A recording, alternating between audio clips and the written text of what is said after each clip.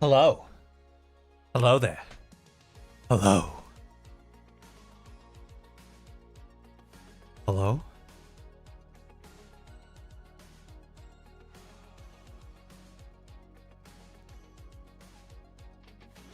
What is going on, y'all?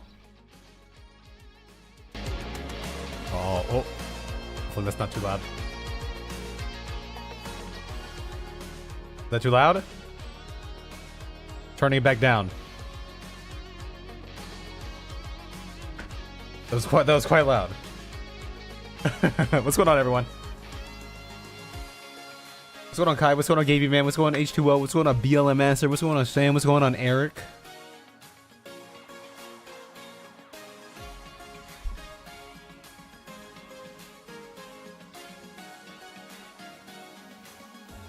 You just started your shift. You're driving. You started your shift.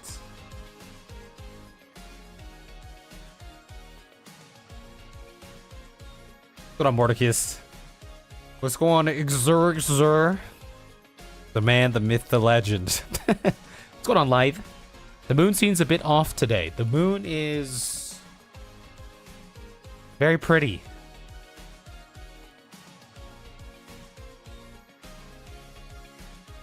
I'm gonna have to take you to court over... Oh, wait, what happened? What did I say?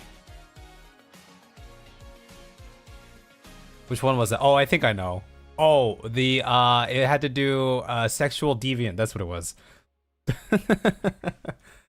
That's what it was. Yeah, it's out there. This is it. This is out there. If you see this on your feed, this is the video. But I still do plan to make one more capstone video, as I've been talking about. Just gotta script that out, but it shouldn't be too difficult to put together. I don't think I'm gonna make the edits too crazy or anything. So.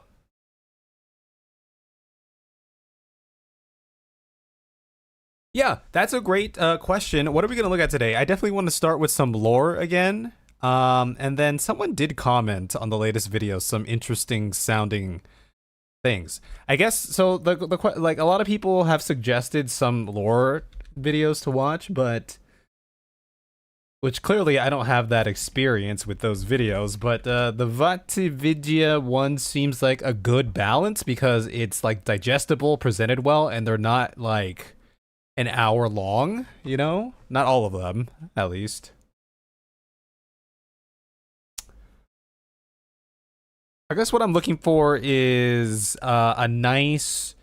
We watched something that was more like a primer. I'd like to see if there's something that's like, all right, this is like covering the end. Maybe one of the endings you chose for Shadow of the Erdtree or the base game or whatever, right?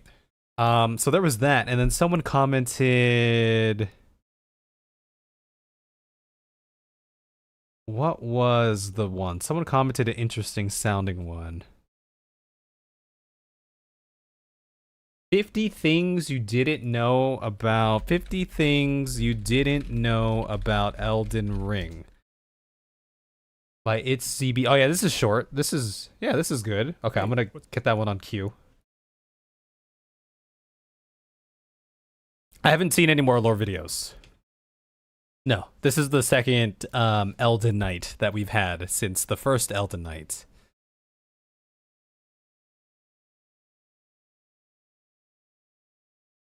And then there's a follow-up on this one.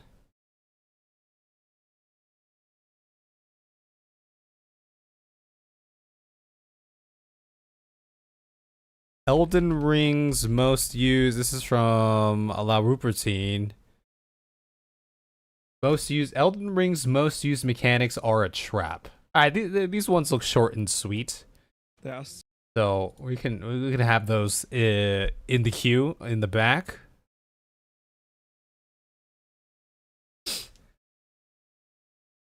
There's some funny animations in the Discord. I might have seen them. I'm not quite sure.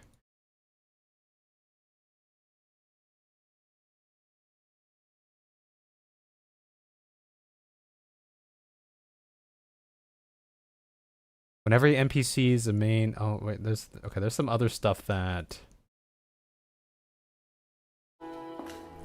Okay, there's a bunch of small things that were that was posted in the Discord. I don't know if I'm gonna watch this. Okay, that's a short Monty Python one. Okay, does anyone have so is the Miquella video from Vatsavidya a good place to just be like that covers kind of like the DLC there? By the way, also, how is everyone doing? Hope everyone's doing well. I never said that today.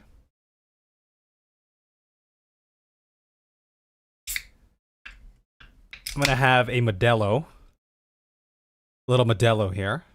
One Modelo. Did you come across any videos that explains how raw rune structures all over the base game? I haven't come across that one. The raw rune structures all over. Oh, is it the video just talking about? It's either a video about the game design or is the actual like lore thing of like, oh, you can find this building here and that means this and this and this.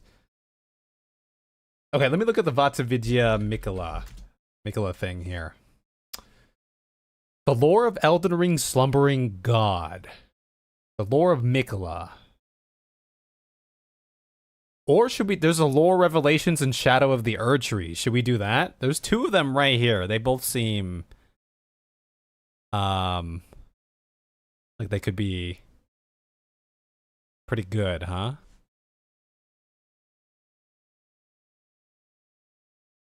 Because this one looks like it's after. This one looks like it's an after Shadow of the Erdtree because it said something here about endgame spoilers.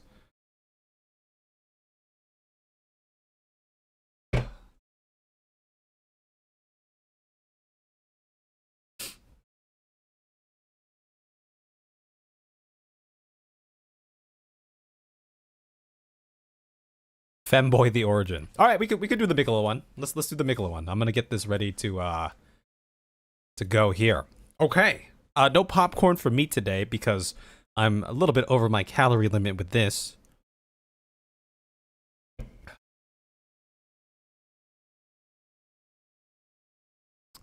I wouldn't mind looking more. Well, you know, okay. If this one's more of a general, maybe we can come back to this one. I guess technically this is kind of in order here, but I feel like this might be a little bit more of what I'm looking for as just like you beat the DLC after beating the base game at some point in time. This is like the end game primer. You know what I mean? To come. I think this let's do this one. And we can always go back for Miquella, what'd you call it? Femboy the origin. Yeah. Let's do this one. I think it's 35 minutes, so it shouldn't be too bad. And I'm willing to bet that we're going straight in. As you entered this place, you knew that we were going to get some answers in the shadow of the Erdtree. And we have. There are satisfying revelations regarding Queen Marika, and Miquella, and the Omen, and dragons, and the gods. We even now know what Melania whispered to Radahn in this scene, before her scarlet flower bloomed in Caelid. This video will only scratch the surface. It's just an overview, a teaser of new revelations, and the foreshadowing of a deeper analysis to come. So, let's get into it. Endgame spoilers! This time, y'all already know, endgame spoilers. This is your last warning. By the way, he said, I bet you were expecting something. I wasn't expecting to come across, I didn't know what I was going to come across in that village until I picked up, like, the first item. But the village did have, it stands out. Just kind of like the pot village. It kind of stands out amongst the entire Elden landscape, right? As a bit of a more peaceful plot of land. What's going on, Keelan? let's begin at the end. After you defeat the final boss, promised consort Radahn, on your 400th attempt, you can read the remembrance of a god and a lord, which states, in their childhood, Miquella saw in Radahn a lord, his strength and his kindness that stood in stark contrast with their afflicted selves. The cutscene that plays here is a memory. Yep. This is fresh on my mind. Lord, brother.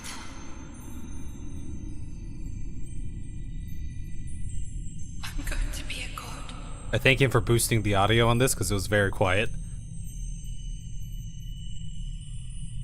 If we honor our part of the vow,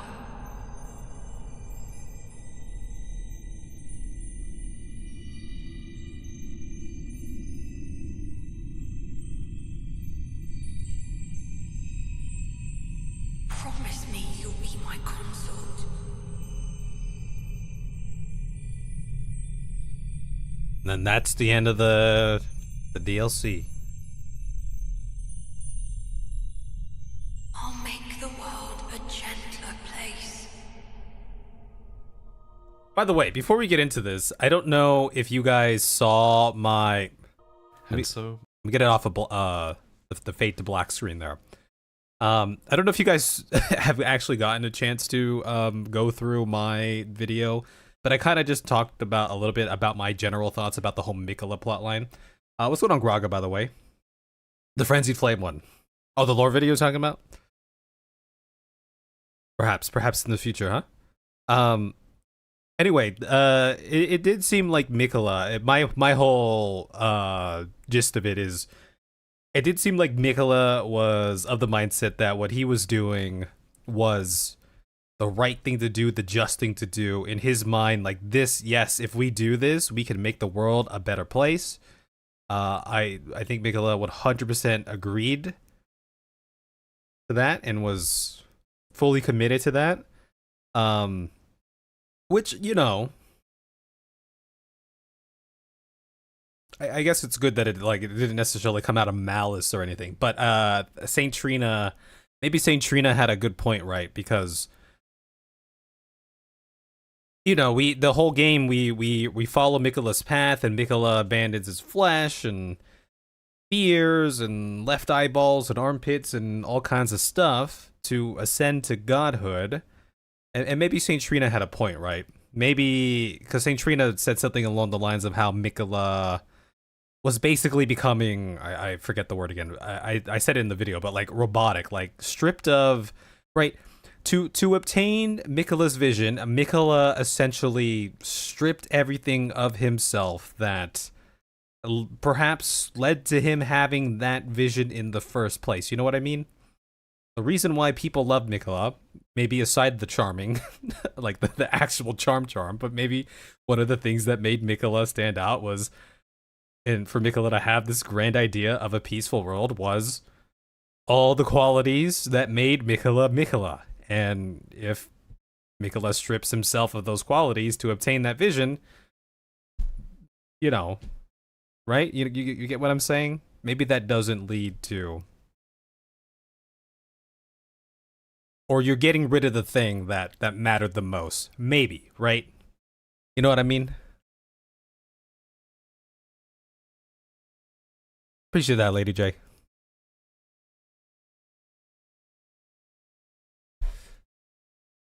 Yeah, removing the qualities and traits. Anyway, that's how kind of I saw it.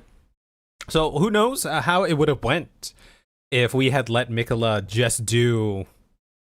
Right? If we just... you know, yielded the way to Miquella, right? That's what Miquella was saying. Like, you know, if you truly, Miquella said, if you truly want this world to be a better place or something like that, then like, stand down, son. So maybe, I don't know. Who knows what the world would have been like under Miquella? Maybe it would have been another version of stripping everyone of the qualities that, you know, make them themselves, but removing those qualities and the fears and all that. Maybe that, you know, makes them... It kind of feels like maybe Ranni's, the opposite of like Ranni's path again, in a certain sense, where Ranni's like embraced the suffering and all that. Miquella, maybe, you know, yeah. But everyone's... At least there was no malice. It felt like they were really trying to...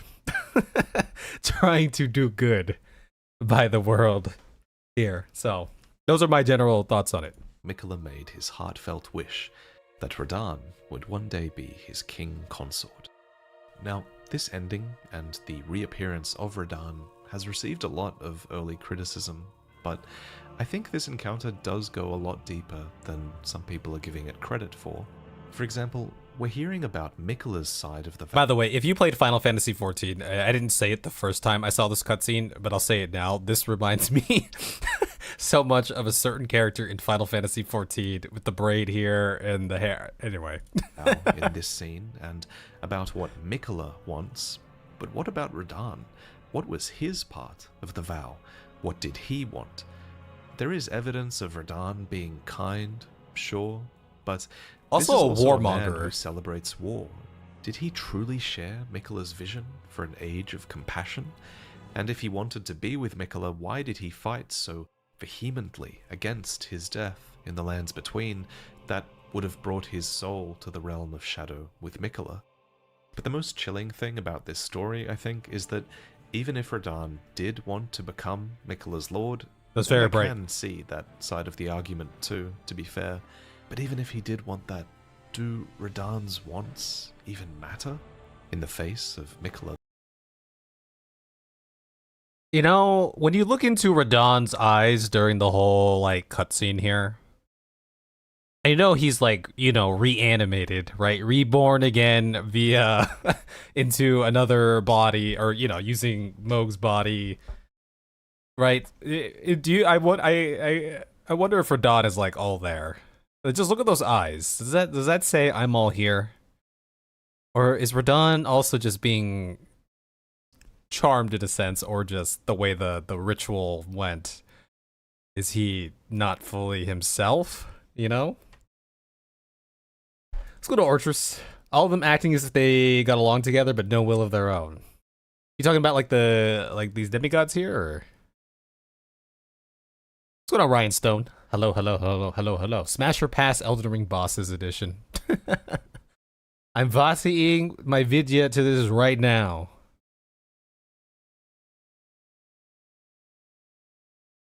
Edo Tensei looking nice. It feels like his eyes are filled with the grace of Miquella. Yeah. I'm sure he's gonna talk about this more, but yeah, just looking in those eyes. Is there life? Is there will? Is there, or is he just charmed in another sense? A sense. Oh, Miquella's followers in the DLC, yes. Well, they were getting along while they were charmed. Yeah, because they didn't have their own free will, right? And then when the charm was broken, I mean, Miquella's great rune broke. Does Miquella still have I mean, whatever ritual, spell, thing, reanimation, resurrection technique this was, surely potentially has the power of charm, or maybe Miquella's, like, proximity to Radahn and, like, grabbing Radahn, right? Body contact, maybe that's doing something, you know?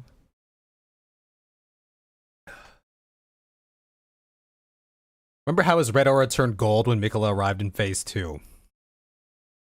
Well, I do, yes. In the cutscene, he started turning really red, yes. Yes. Did Miquella make that subside? I was just looking at this today for the video. Let's see, Radahn consort cutscene. Let's look at that real quick. Let's because in this video, My loyal blade and champion of the festival. so he's fighting. So here, when we get to Phase 2, Radahn is seething, right? He is freaking. He's a red boy. Look how red. Look how red he looks. Okay, eyes glowy. Maybe that's just the lighting and stuff. He's got the fiery aura, and then yes, okay, right there, it is dissipating. It is completely yes, that's a good point. That's a great point right there. Lord brother.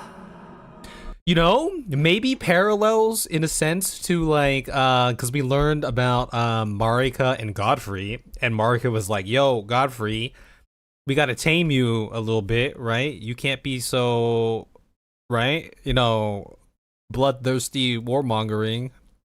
You gotta chillax a little bit. So he's completely... Okay, but go to the feet POV. There's some feet for you guys. I know you guys like feet. And then, yeah, now there's no more red aura here. It's all the gold. Tarnished one. Aspiring. This would have been a great thumbnail if my lion head didn't take up, like, this entire part of the screen. I was going to use this as a thumbnail, but my lion head basically covered Radahn. Of the old order. If you have known sin, if you grieve for this world, We can't see his eyes here. I wonder what his eyes are looking like, and then once Miquella grabs him. then yield the path forward Yeah, yield the path forward to us. to us.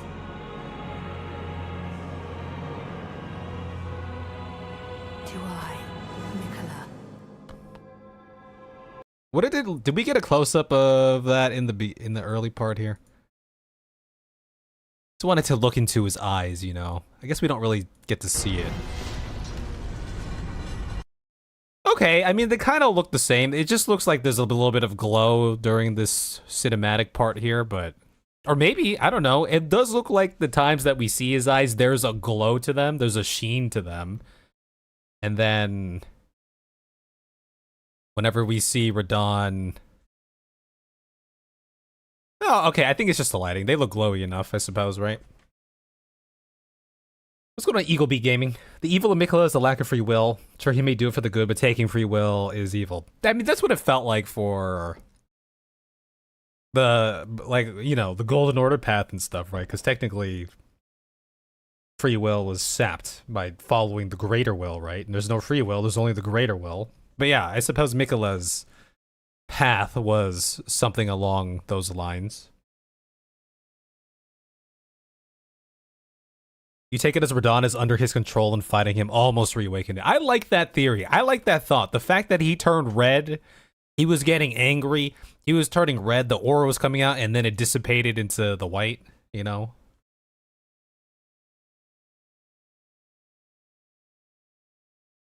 Radahn is the promised consort, not the dear or beloved or kind consort. That is true. Well, what did they call, like, Radahn and like Godfrey? What was their adjective before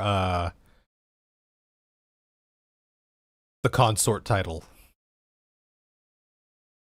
I've always understand it that it's not Radahn's body, it is Mohg transformed to Radahn. Yeah, I wasn't sure how the... Oh, you can see some horns on his arms. I'm sure he's gonna get into that in the video. See, this is some good discussion right here. I wasn't quite sure. I'm gonna show this what's going on, Nick's Moon. I wasn't quite sure what the use of Mohg's body entailed, like actually taking the body and putting the soul in the body and then having it take the form of Radahn, or if just having a dead powerful, or the body of a dead powerful being was just like the catalyst for you know, just a big part of the ingredient list for, right? Not quite sure on the specifics of that. So also welcome in everyone. What's going on, Meepo? Hello, Nick's Moon. Consort isn't a serial thing. I don't know what you mean by a serial thing. Miquella robbed us of Radahn in full power. Yeah, maybe. You think it was the latter?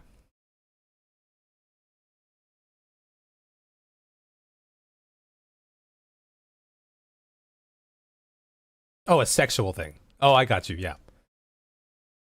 It's interesting that got hit. That got automated.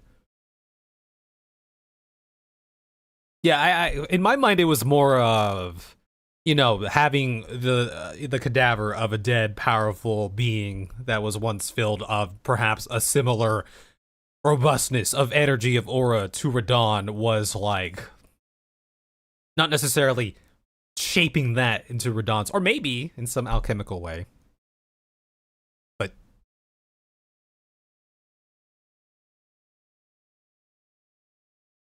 okay, let's see. I feel like a lot of the stuff that we're talking about right now is going to be perhaps addressed in the video here.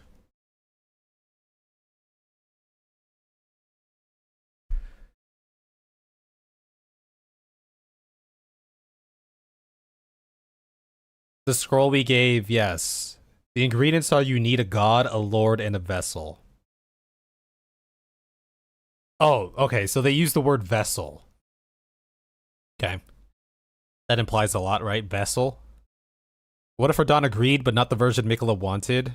Millennia was sent to get him and they fought, so he didn't go willingly.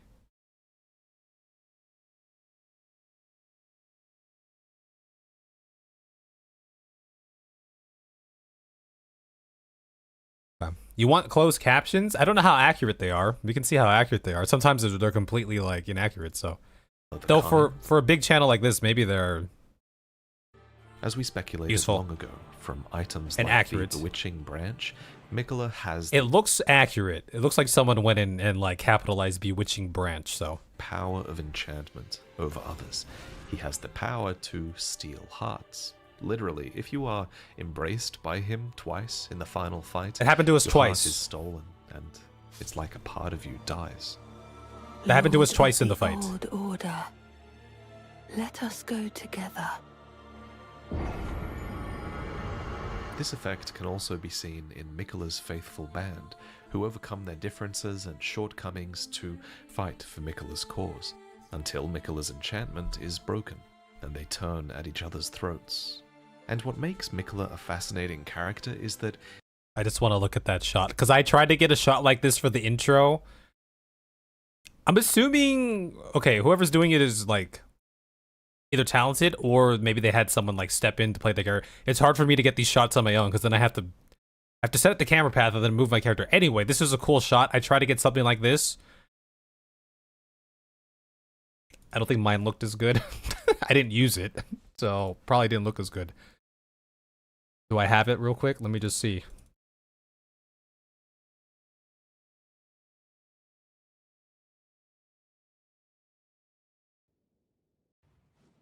Yeah, mine didn't look as cool. I mean, this opening part looked cool because I had the camera set up the way I wanted it, kind of, and then they moved off screen and my character's, you know, jerking off in the corner somewhere, so didn't quite work out. And what makes Miquella a fascinating character is that he isn't manipulating others for selfish reasons. His cause actually is righteous. We were just talking about this. When he wields love as a weapon, he does it genuinely to make the world a better place. Yeah, in his mind, again, right, in his mind, he thinks he's doing what is right. Without any intent to cause harm. However, such acts are still oppressive. If your want is taken away, what is left of you that remains? Perhaps the saddest example of this is Mohg. Beat the allegations. Who, as we speculated, was indeed under Miquella's spell.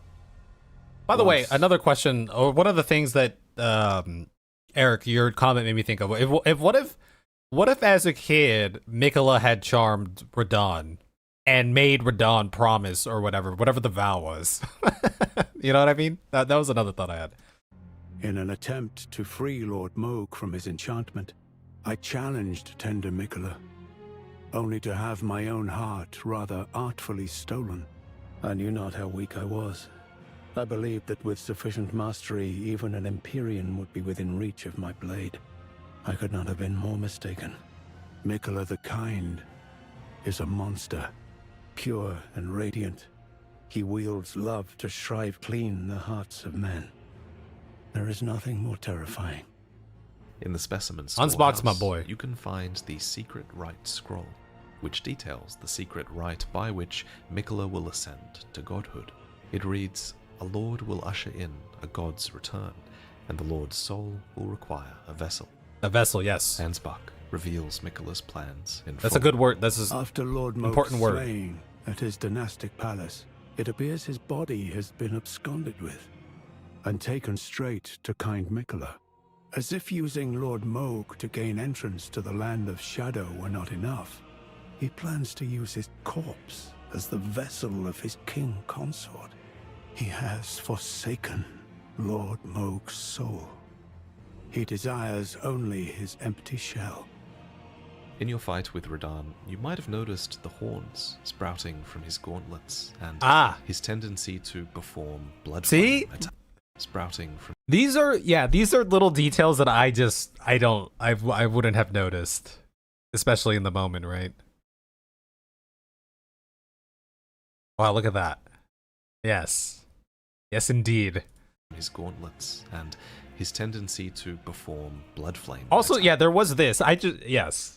Yes. I made the Moog connection here for sure, but This is because Radahn occupies Moog's body, fulfilling the terms of the secret rite at the Gate of Divinity, where Miquella will become a god. So, in retrospect, Moog was under Miquella's spell all along and became obsessed with Miquella, believing that they would ascend together as Lord and God. But Miquella had plans for Moog. Miquella's like, I need you, Moog. I guess Miquella. I guess there's only so many bodies out there that one can use as a vessel for Radahn. So it sounds like Miquella had eyed out Moog for a while, right? Moog was always kind of a part of the plan. Perhaps? And if we didn't get to Moog,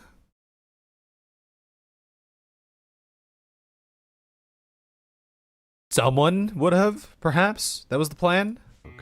Not Or just we were the as a plan? corpse to pull into the realm of shadow as a vessel for Radahn's soul. Corpse obsessed with Miquella, believing that they would ascend together as Lord and God. But Miquella had plans for Moog, not just as a corpse to pull into the realm of shadow as a vessel for Radahn's soul, but as Ansbach reveals, Moog was also used as a means for Miquella to enter the realm of shadow in the first place. A while back I speculated that the realm of shadow was a sort of death dimension, and that Miquella's sacrilegious death at the hands of Moog might have been intentional so that Miquella could enter the realm of shadow, and actually surprisingly those speculations were proven correct as well. Ansbach confirms that Moog enabled Miquella to enter, and the Tower of Suppression makes it clear that all manners of death wash up in the realm of shadow, which lies at the very center of the lands between. Incidentally, Radahn's return also answers one of the biggest mysteries of Elden Ring, which was what Melania whispered to Radahn as she let the rot flower blossom at the end of their fight. According to the young lion's helm, she whispered, "Miquella awaits thee, O promised consort." And so Melania's southward march to Caelid is finally explained as well. She was there to kill Radahn so that his soul could be taken to the realm of shadow and the vow could be upheld at any cost. Oh, okay. Once transported to the realm of shadow, Miquella set off for the tower. And as his great rune says, on the way he abandoned everything. His golden flesh, his blinding strength, even his fate. All in this attempt to bury the original sin, to embrace the whole of it and be reborn as a new god. You like feet? Miquella Feet, has feet, said feet. as much himself. He wishes now to throw it all away. He says the act, though undoubtedly painful, will sear clean the Earth Three's wanton sin. The truth of his claim can be found at each cross. It is evidence enough to earn my belief. But what was the Erd Tree's sin that Miquella died and was reborn for? Well, now we've talked about the end, this brings us to the beginning. So, okay. So Melania was always working towards Miquella's goal here. I mean, yeah. Makes sense, the way she talked about him. Was Melania charmed by Miquella? That's the one thing I'm questioning right now. Like, anyone who was ever close to Miquella, was it just a charm? Was it a charm? How difficult or easy is it for one demigod to... I guess he charmed Moog. Moog. Yeah.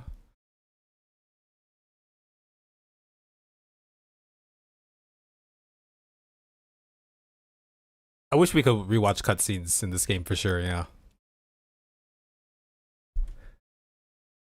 Miquella needed to enter the land of shadow, which was veiled. Moog, as an omen, had a natural connection to the crucible and the cursed blood to pierce the veil, yes. Yeah, and she was banking on... They were trying to, like, cure Melania of the rot, too. A good joke I read once was that once Miquella asked Radahn to be his consort, Radahn replied, "Over my dead body," and thus the vow was sealed.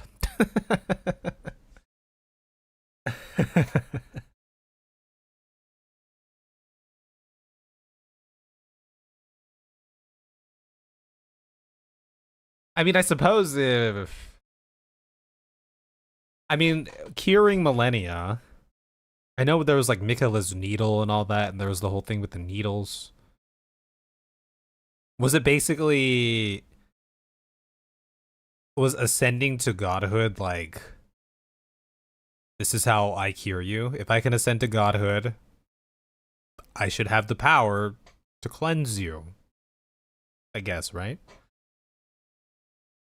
I like to have a way to redo boss fights without mods or messing with saves. Me too, but I suppose it's called New Game Plus. What's going on, D-Link?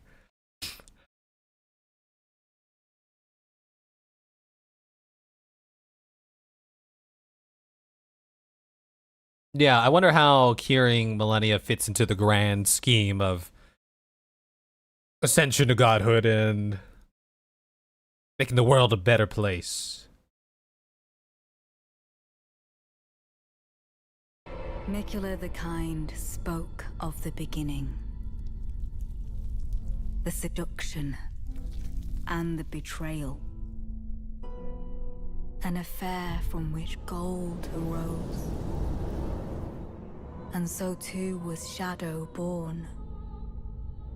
These words come from Leda, and while she never says them in-game, they're pretty damn important, because with Marika in the footage, it's clear that this was her seduction and her betrayal. That was the affair from which gold arose and Shadow was born. The same music that played in that moment also plays here, in the village where it all began, the Shaman village, to the northeast. At its center is this, a minor Erd tree, an incantation which reveals that this was Marika's home, which she one day bathed in gold.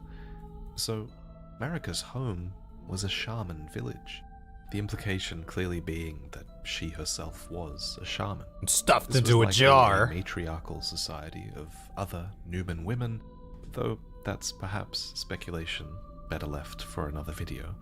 Put simply though, a shaman is defined as someone who has influence in matters of the spirit. Their spirituality is what's valued here, and it's on this point that this story takes a bit of a dark turn, for the message at the hidden entrance actually reads, "Have mercy for the spirited away shamans." Adjacent to this message is the statue that moves aside at the sign of the "O Mother" gesture in Messmer's Shadow Keep.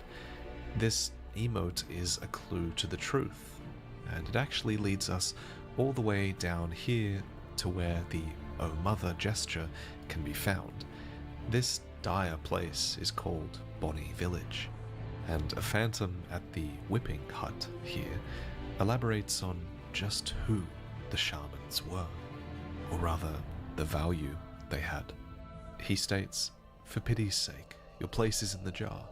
Nigh sainthood itself awaits you within. For shamans like you, this is your lot. Life were you accorded for this alone."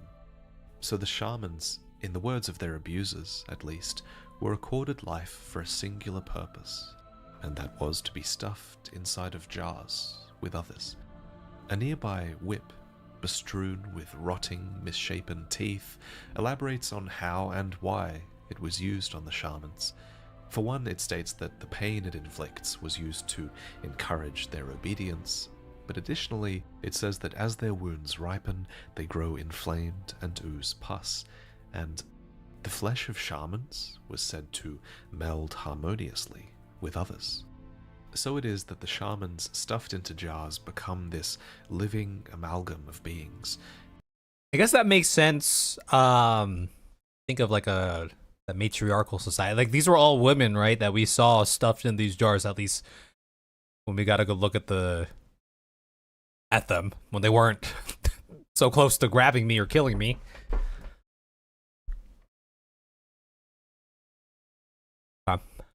Presumably with the flayed shaman herself at the fore. So now we know what happened to the shamans. They were whipped into submission and forced inside of jars. We know a little bit of the why as well. Apparently it was done so that they could become saints. But the next question I want to answer is who? Who did this to them? Well, it was the horn scent. Yes.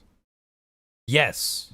When we also, you guys like hinted a lot, or it was kind of hinted to, but it was also kind of, yeah, you guys were hinting a little bit that, you know, when we were talking about how the horn scent were purged by Messmer's great crusade, and like how, you know, oh, I feel sorry for these guys. That's why he wants vengeance. But then people were like, well, the horn scent weren't exactly the most virtuous of people themselves. And I do vaguely remember reading some stuff off the horn scent's mask and items as well.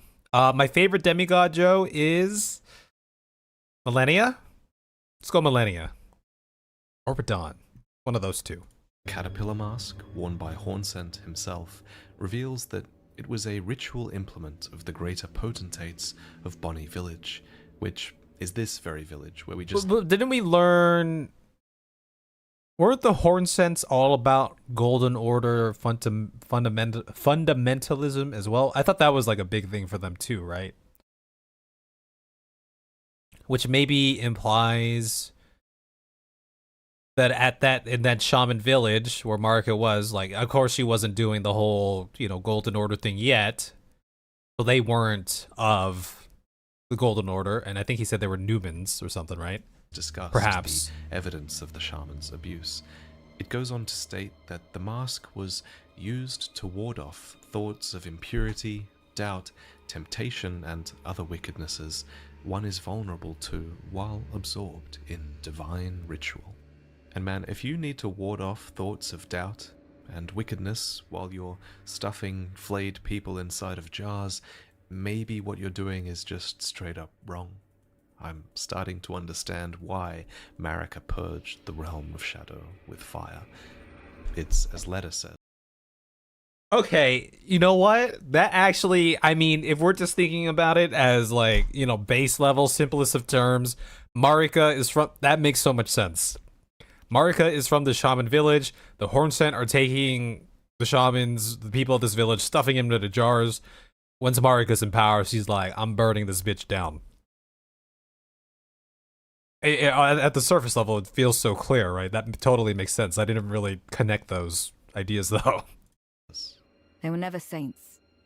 They just happened to be on the losing side of a war. But if this mask wasn't proof enough of the Hornsent being responsible, look at Bellarat Jail.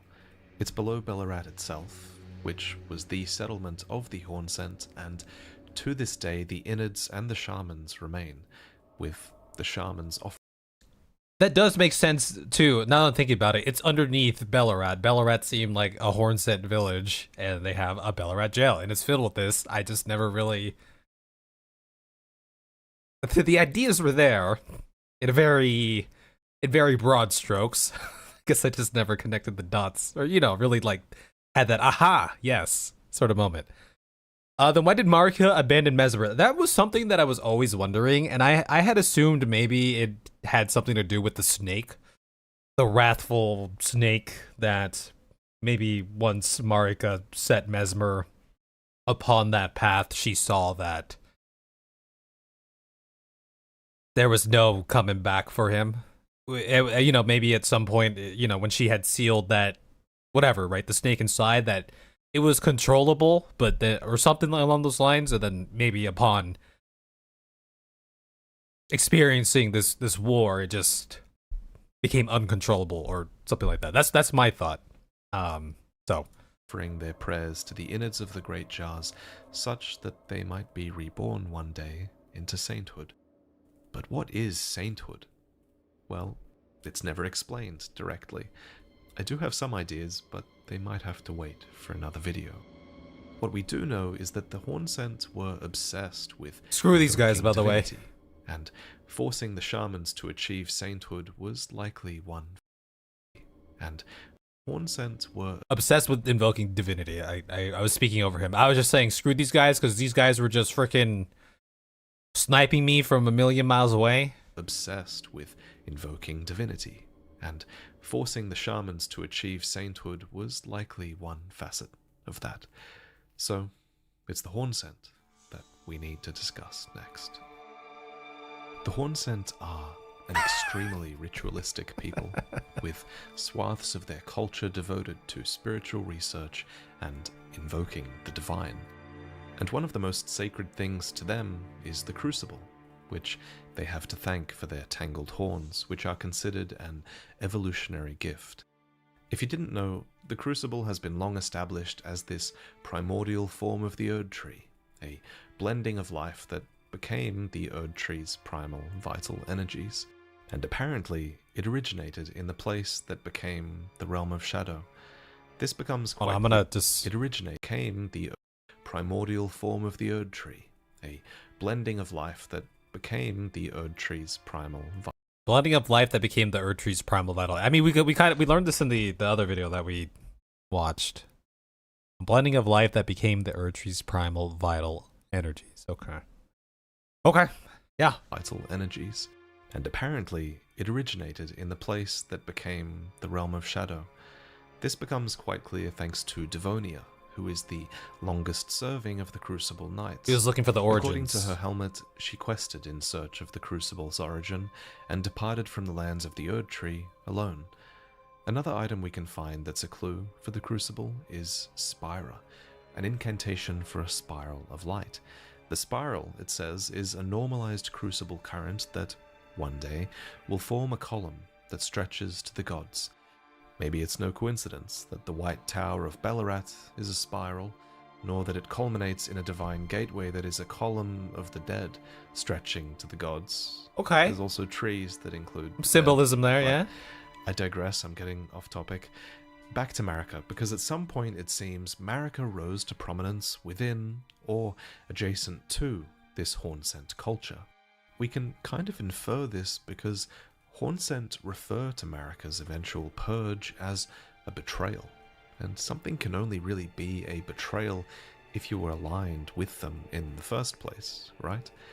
So the Hornsent were aware of Marika, and likely her Erd Tree as well, before what they call the betrayal. But how? How did Marika rise to such power in their homeland where she was presumably a shaman, one of those subjugated? Well, before there was this betrayal, there was a seduction from which gold arose, and I think the fingers had a hand in it. I fear that you have borne witness to the whole of it. The conceits, the hypocrisy of the world built upon the Erd Tree. The follies of men. Their bitter suffering. Is there no hope for redemption? The answer, sadly, is clear. There never was any hope. They were each of them defective, unhinged from the start. Marika herself, defective, unhinged. Oh, that's a cool transition right there. They were each of them defective, unhinged from the start. Maybe a little smooth cut right there. Marika herself, and the fingers that guided her. And this is what troubles me. No matter our efforts, if the roots are rotten, then we have little recourse. Ymir is the high priest of Manus Meta, a cathedral of the hand to the east. Once he By the way, this is just a thing that I noticed, but whoever did the subtitles for this probably found any of the words that sounded like meteor or matter, because I noticed throughout the video, whenever he says matter, it's spelled as meteor. Nice little Easter egg, perhaps. Or just a product of the workflow. Fitting at this point in time, though. Marika abandoned Messmer in the land of Shadow due to the fear of the abyssal serpent, which was sealed within him in the destructive potential of the fire. Yeah, that's kind of what I was thinking. So he was an asset at one point, but then uncontrollable, so not quite the asset that you would want anymore. The east. Once he instructed Relana herself in the sorceress arts, but eventually he would come to abandon this allegiance to the moon, stating that the moon was merely the closest of the celestial bodies, and nothing more. I am a glintstone sorcerer. We study the stars. and examine the life therein. Are you familiar with our findings? Long ago, we began as stardust, born of a great rupture far across the skies. We, too, are children of the greater will. Is that not divine? Is that not sublime? And yet, none can fathom its implications. I sure can't. Its utter brilliance. In the ruins of this land, and beneath Manus Meta itself, are the echoes of that greater truth that Ymir glimpsed. This is Meta herself, the mother of fingers. Her remembrance reads, "The mother of all two fingers and finger creepers was in turn a magnificently gleaming daughter of the greater will, and the first shooting star to fall upon the lands between." You might recall the Elden Ring and the Elden Beast made landfall in the lands between upon a star as well, but Meta came even before that. So it was that this mother birthed the fingers, communing with and receiving signs from the greater will, who occupied the great beyond. But at some point, Meta became broken, abandoned, and no sign has come through ever since. Do you recall what I said? That Marika and the fingers that guided her were unsound from the start? Well, the truth lies deeper still. It is their mother who is damaged and unhinged. The fingers are but unripe children, victims in their own right. It's not clear when Meta was broken, abandoned, but I assume it was before Marika started taking the guidance of the fingers, since Ymir states that the fingers were unsound from the start. Thus, the Greater Will's guidance is outdated at the very least, and has been for all of Marika's reign. Oh. That's a pretty big revelation. Yeah. Incidentally, Placidusax was... Hold on, let me just think about... So that's what he meant by that. There was like a practical reason, because the whole time when he was talking about how if the roots are dirty, then you know what I mean? If the roots are dirty, everything else is dirty. That's the wrong words. I forget exactly what he said. I mean, my general idea when he was saying that was like, okay, if like, you know, the greater will and the fingers isn't so perfect or just or whatever, right? Then whoever's following them is like misguided in a sense. But in a practical sense, the mother of fingers, Metzir, he pronounces it Metzir, or I call it Metzir.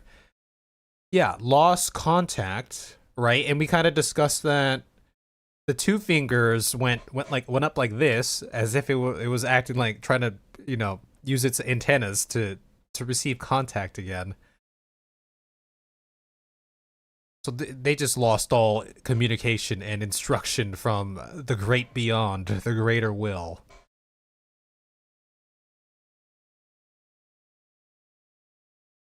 Okay. Yeah, no, that makes sense to me.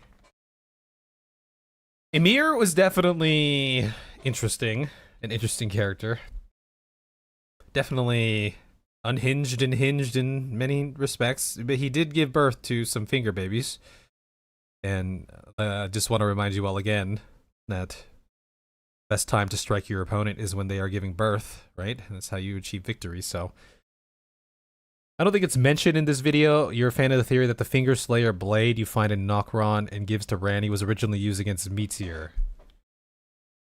And is what got the Nox banished underground.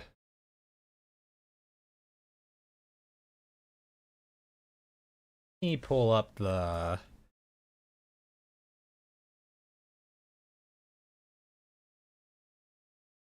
What does this say? The blood-drenched fetish is proof of the high treason committed by the Eternal City and symbolizes its downfall. Yeah, I mean a blade to slay the fingers. Okay.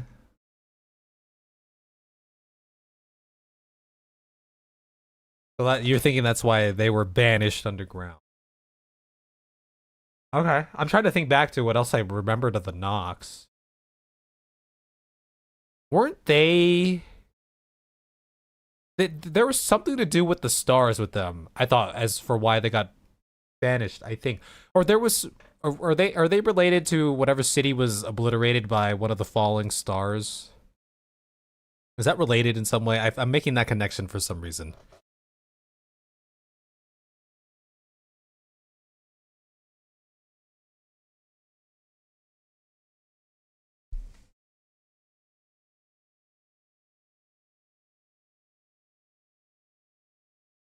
It's one of the three eternal. Okay, okay.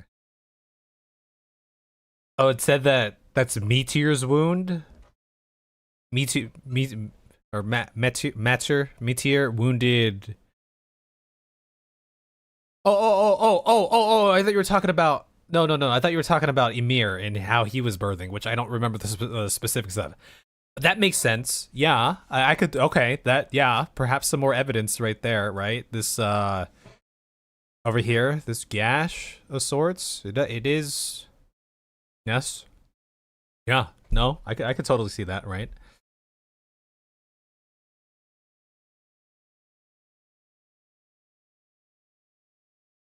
Is this the potential cause for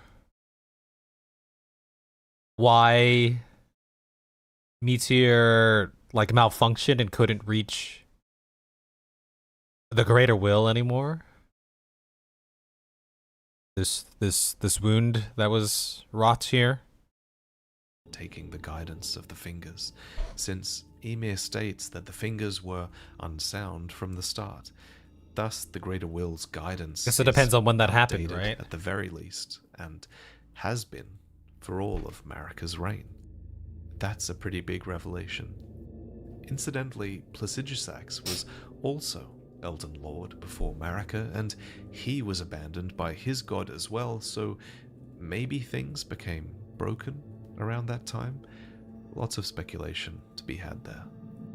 At any rate, abandonment by the greater will or no, Marika took up the power of the Elden Ring that the fingers offered for her own reasons, and the abandoned fingers spread the glory of the greater will through her, and she through them.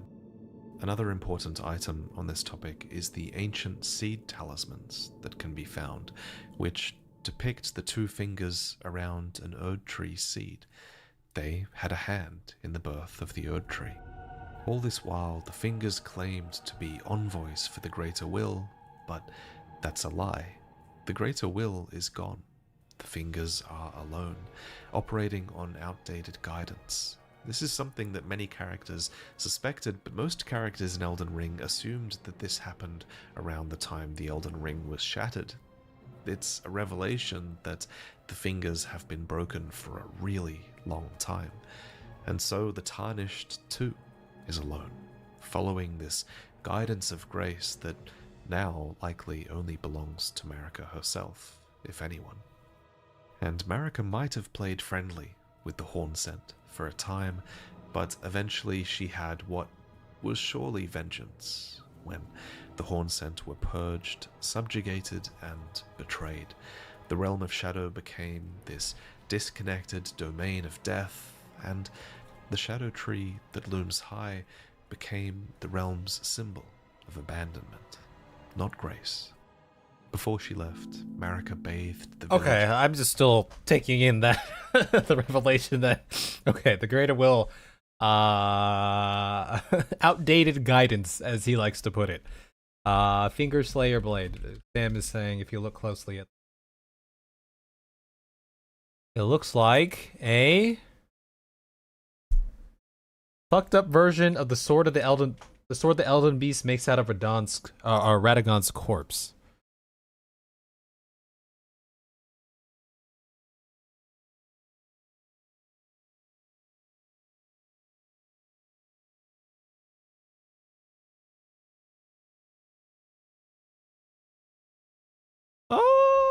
Maybe?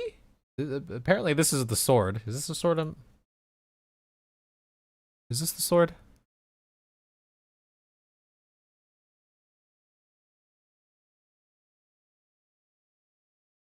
Yeah, this thing. I get it, I suppose. Yeah. Kind of.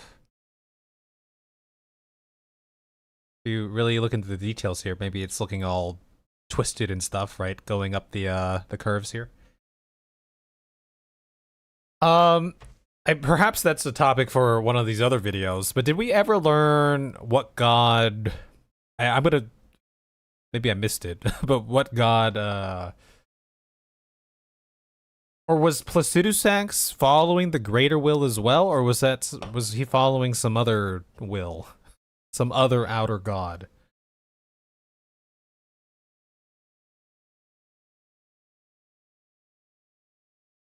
Done, by the way. Dunzo. Yeah, right, they had their own god. Right, because the way I saw it... Yeah, this is going to be a different lore video. Because the way I see it is like... You know, we know, or, you know, we hear the greater will a lot, but... I've always speculated on the other outer gods, especially like the formless mother, and I forget, she had like 3 different nicknames, but the blood god. The Glowmite Queen, was that the same thing? Maybe.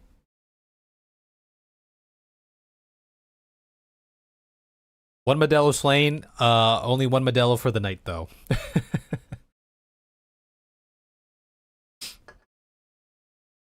Still the greater will, but there's a lot we don't know about the Age of the Dragons. Yeah. Yeah, I'm kind of curious about the Age of the Dragons, too. Because they were clearly in power for some time. By the way, there's a little, like, tilt shift going on here. Kind of. Yes, a little tilt shift effect. Now that I'm looking at this. Look, it looks very, very nice. Makes it look like a little miniature, huh?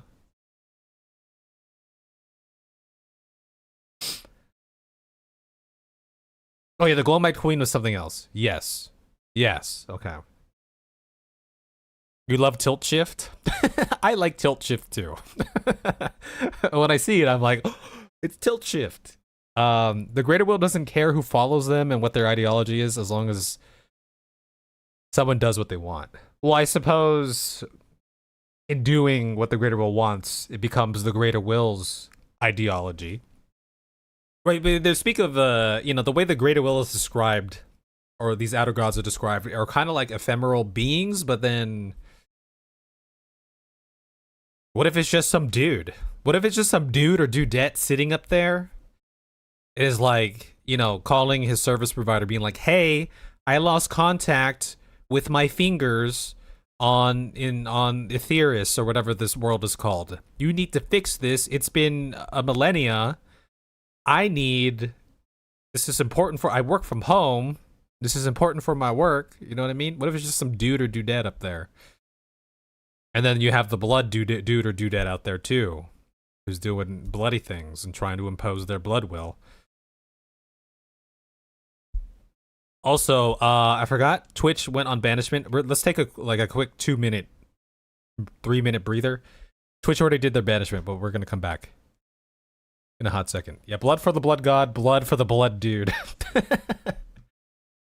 My break question to you, and this is more of like for my own curiosity, it's not a personal thing. How many like outer gods have we, to your knowledge, have we kind of been hinted to us? Like, because the first ones that come to my mind is the greater will and whoever the blood outer god is. Also, I will be right back. The greater will is using Comcast and they had an outage. Yes. What's going on, Frank? Give me 1 sec. Give me 1 sec. I'll be right back. Just give me a couple minutes.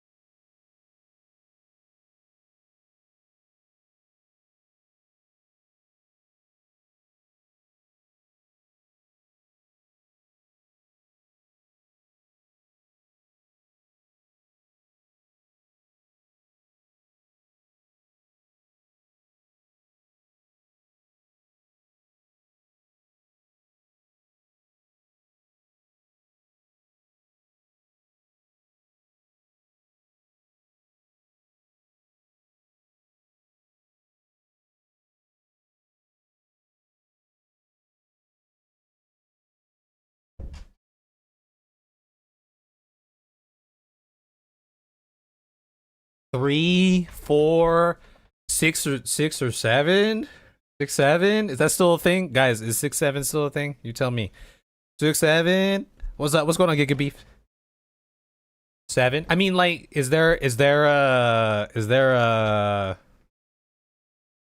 like a death god, like outer god, those who live in death, outer god, or was that? But those who live in death was kind of just a creation of the machinations of the people here, kind of, right? Or was there always, like, you know? Oh, okay, the rot. There's a rot outer god out there. The frenzied. There's a frenzied flame outer god out there. The blood star. I like how you guys are saying "get out," and I wish I could ban Kev when this all started because of one H2O. Just saying. Just saying. Look at what you did, H2O. Those are from the Prepare to Cry videos. Okay. all right. We'll have to watch one of those at some point too. Your kitty is laying down on your lap. What is your kitty's name? Okay. We'll give it a 30 more seconds.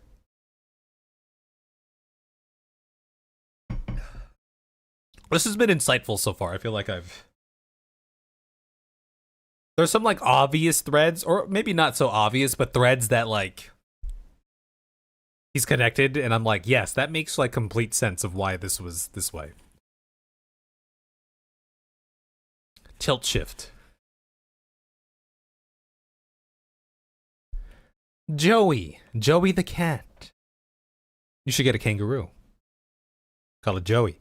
Soldier 76 has a 6-7 emote and voice line. Ah, that sounds about right. I should get that emote. The god of Giant's Flame.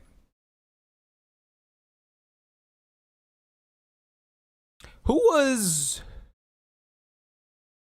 Elden Lord? Okay, so clearly there was a dragon Elden Lord. Who was Elden Lord during the time when they were waging war against the giants to like snuff out the will of fire or whatever that big torch was, flame? I forget what was the name of that thing? Who was in power at that time? I mean, like, who was like the lord? Marika was still lord at that time? Or the dragons were still in power at that time?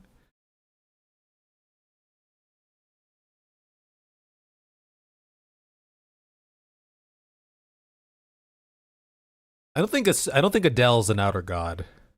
I think Adele's just either an agent of an outer god or just happened to crash land here, right?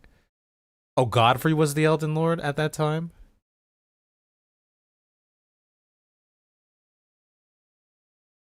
Godfrey assaulted the mountaintops.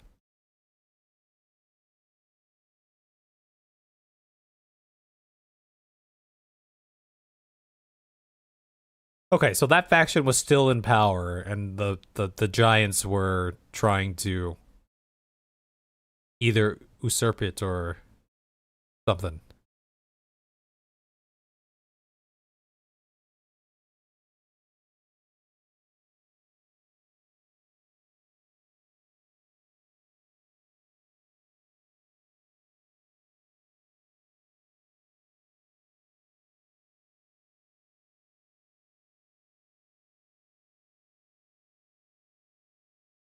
Eldritch alien thing, yeah. Okay, so the well, when I reference like who was in power, right? I just that faction, that Marika faction, the one who was pulling all the strings.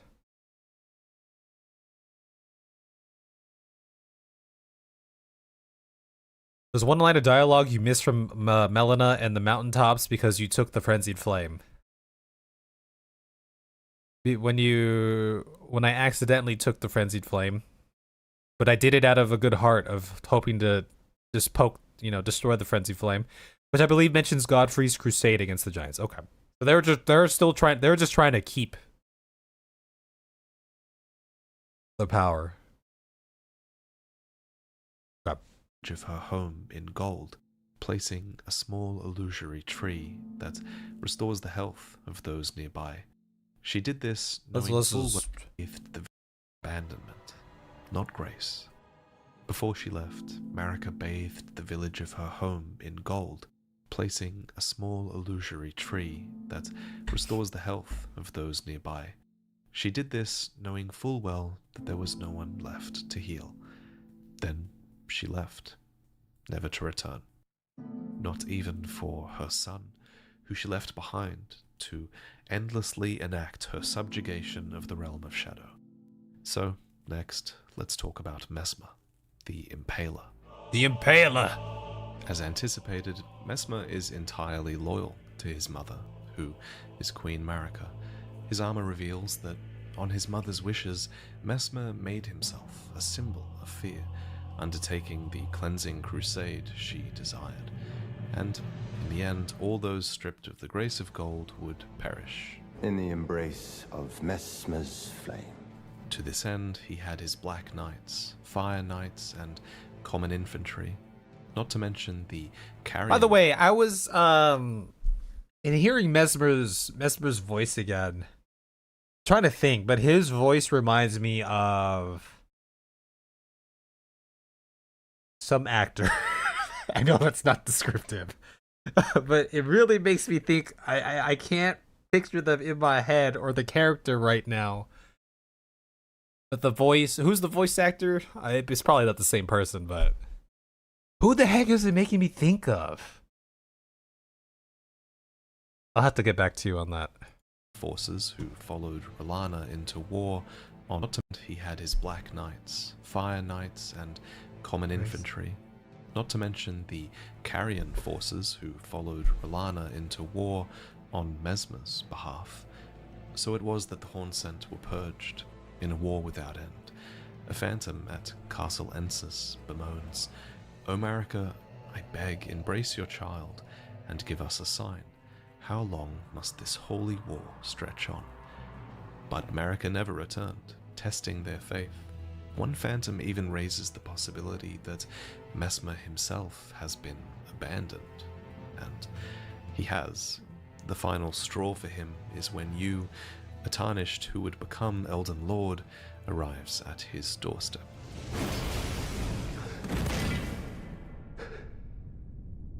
He's gonna pluck the eye out. It reminds me of some dude. I will not suffer. Our Lord, devoid of light.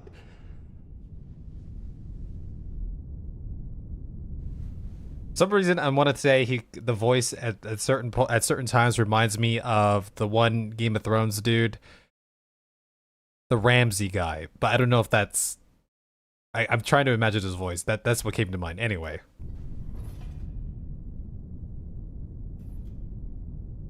No, mother. Or was it a House of the Dragon guy I'm thinking of?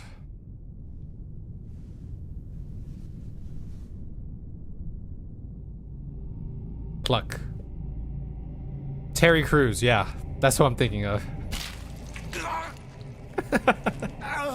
Yeah, drop your theories and stuff. This is the perfect time for it. Everyone be plucking stuff out of their bodies, pulling parts and limbs off their bodies in this game.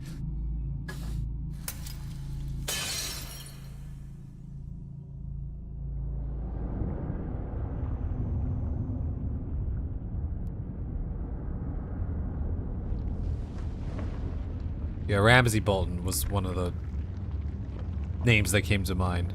Faces, characters. Here comes the snake.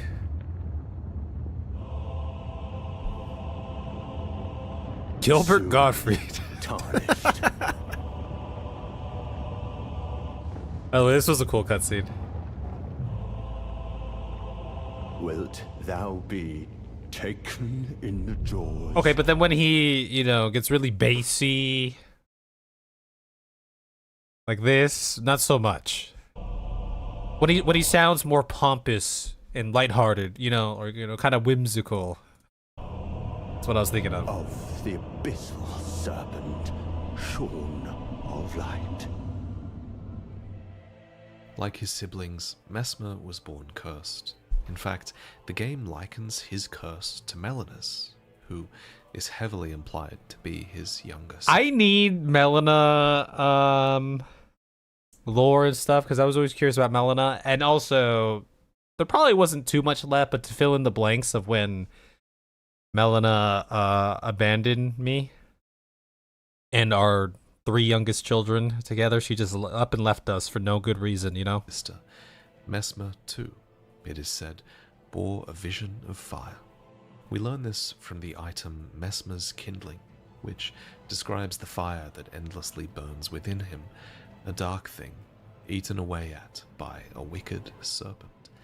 His remembrance elaborates on this serpent, stating, a malevolent snake writhed within Messmer, and so his very mother plucked out his eye and put in its place a sealed... Wait, hold on, can I have to just pause because... Oh yeah, maybe it kind of sounds like Matt Smith a little bit, right? It kind of has that like... that spunk to it, yeah.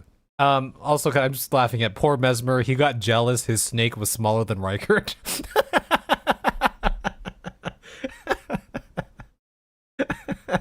You think the greater will is George R.R. Martin.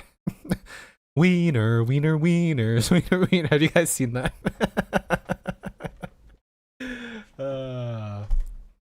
Yeah, there's Snake Bros. Yeah, I mean, I was always a little bit confused about, I never really, like, came to, like a, yeah, I think Melina is this sort of, like, thought.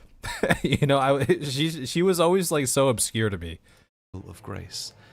So I was wrong about this eye. It wasn't the slitted eye of dragon communion.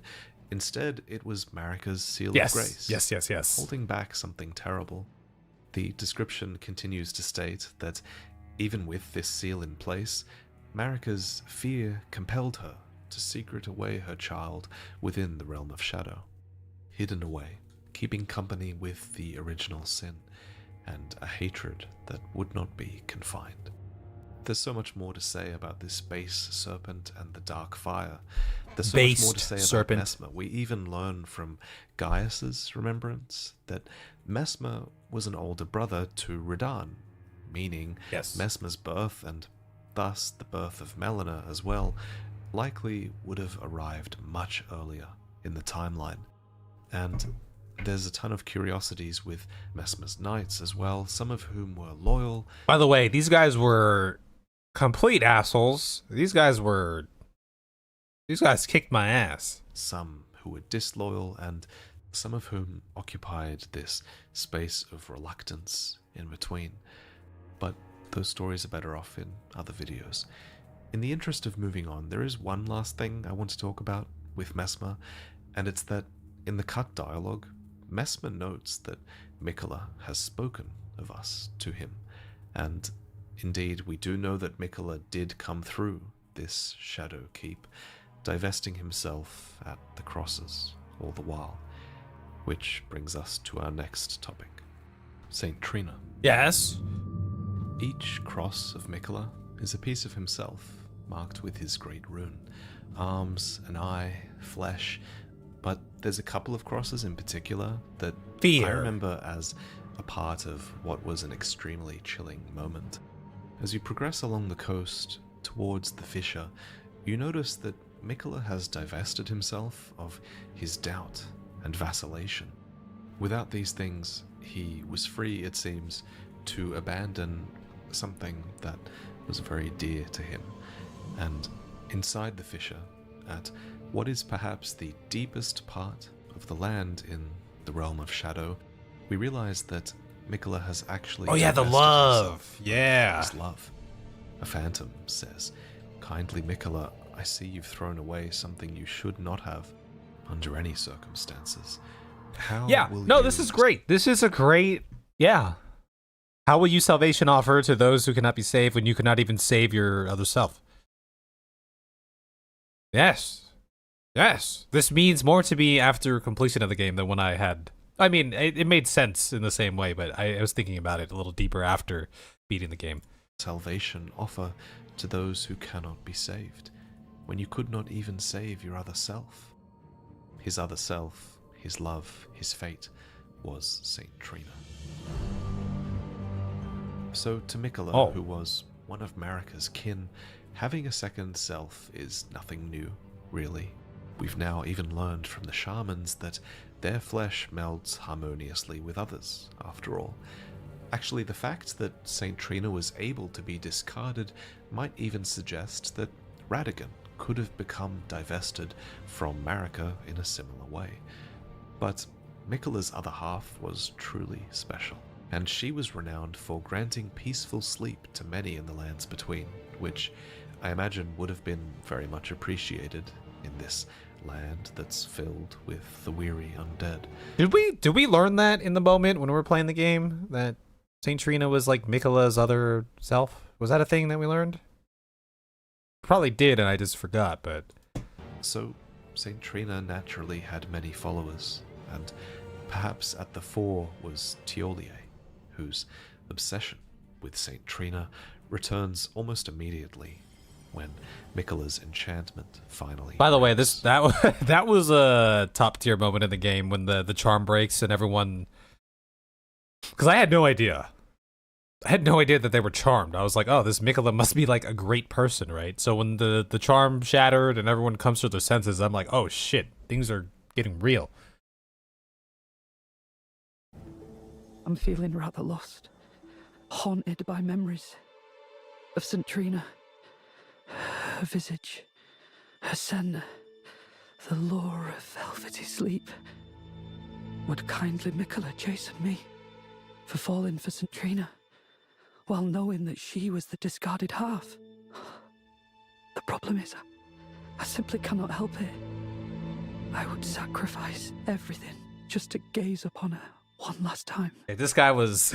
Saint Trina is below. This guy was in deep. Defended by a putrescent knight, who is basically tainted flesh once given eternal rest that now serves Saint Trina. Die enough times to Saint Trina's nectar, and you will hear her words. Make Miquella stop. I was just listening to this today. Turn the poor thing into a god. Godhood would be Miquella's prison. A cage divinity is beyond saving. In the edit here, they Must kill. cut out the blank space between her words. Grant him forgiveness. All of this makes you realize that if godhood really would be Miquella's cage, as Saint Trina believes, then it really might have been Marika's cage as well. It echoes what the Soul Seals suggested long ago, that solemn duty weighs upon the one. Can we all just pay our respects to Radahn Sourseal? What a king. What a king of a talisman. This served us through the entire base game. We accomplished many feats. The Radahn Sourseal. Is that Miquella's though? I think that one's Miquella's. Beholden, not unlike a gnawing curse Or I from don't which know. there is no deliverance. In the end, Marika's cage divinity is likely a part of why she shattered the Elden Ring. And so, Miquella's divinity would... There is no deliverance. Suggested long ago, that solemn duty weighs upon the one beholden, not unlike a gnawing curse from which there is no deliverance. In the end, Marika's cage divinity is likely a part of why she shattered the Elden Ring. And so, Miquella's divinity would surely come at a cost to him. Miquella's Was this likely a... Was this in a trailer or something at some point, or was this like a fan render or something? I don't remember this, but it looks... Was this part of a cutscene before? part of why she shattered Like the not Elden maybe in game, but like a trailer or something? Ring. Was it And the very so first trailer? Miquella's Oh, okay. divinity would surely come at a cost. That was to a long him. time ago. He would essentially I was gonna say, be that looked really good. sacrificing himself to bring about Okay, hold on. gentle. And so Miquella's divinity would surely come at a cost to him.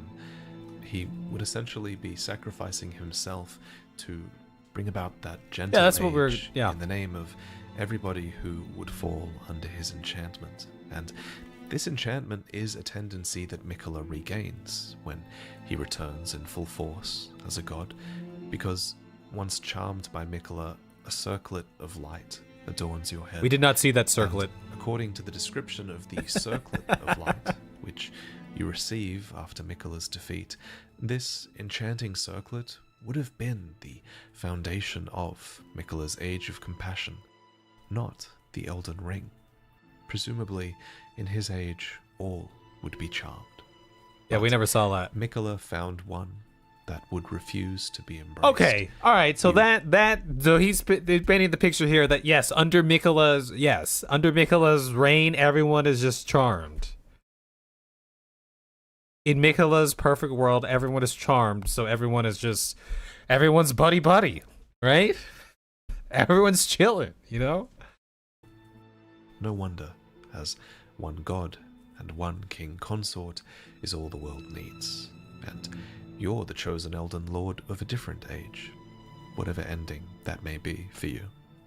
So, naturally, you would have refused to be embraced. Thank you for watching, and thank you for listening to me, even with my nasally COVID voice. Sorry about that.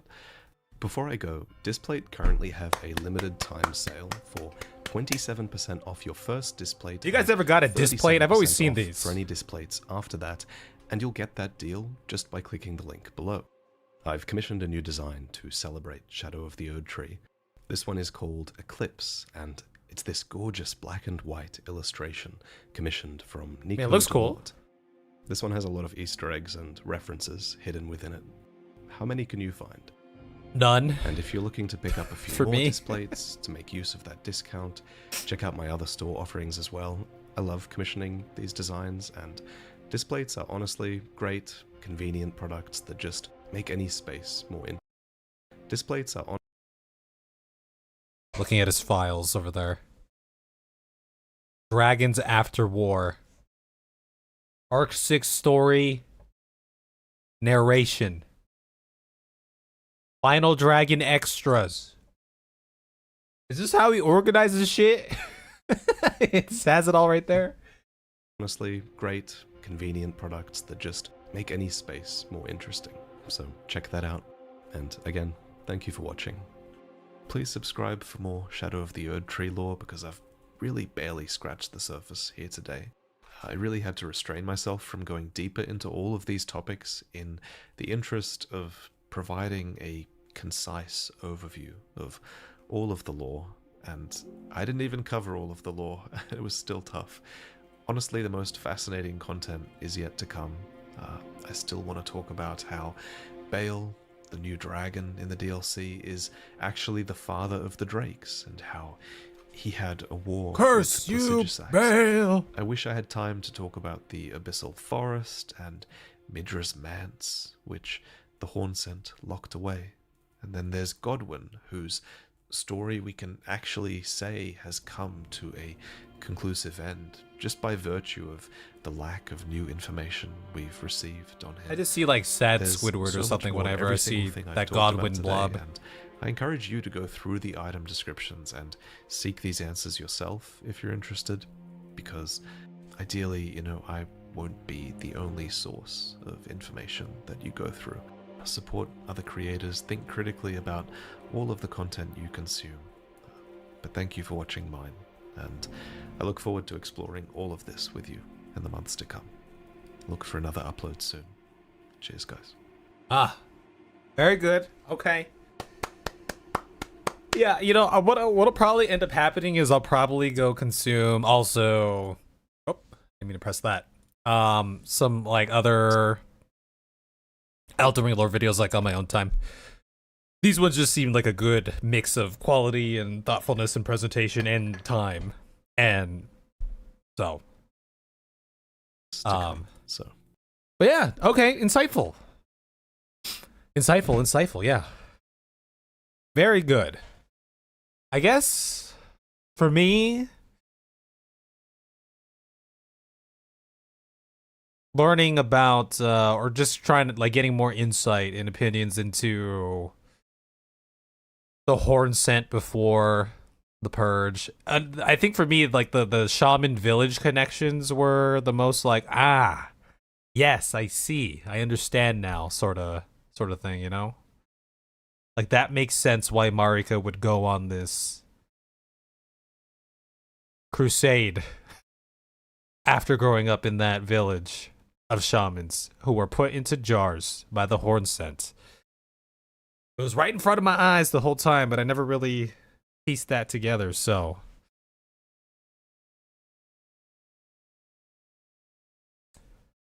Let's go to Archimugen. Yeah, Moog beat the allegations. No worries, Sam. Oh yeah, was that from a different trailer? Because I don't remember seeing something that looked like that in any of the trailers that we watched, but it looked that scene looked really cool, by the way, Noel.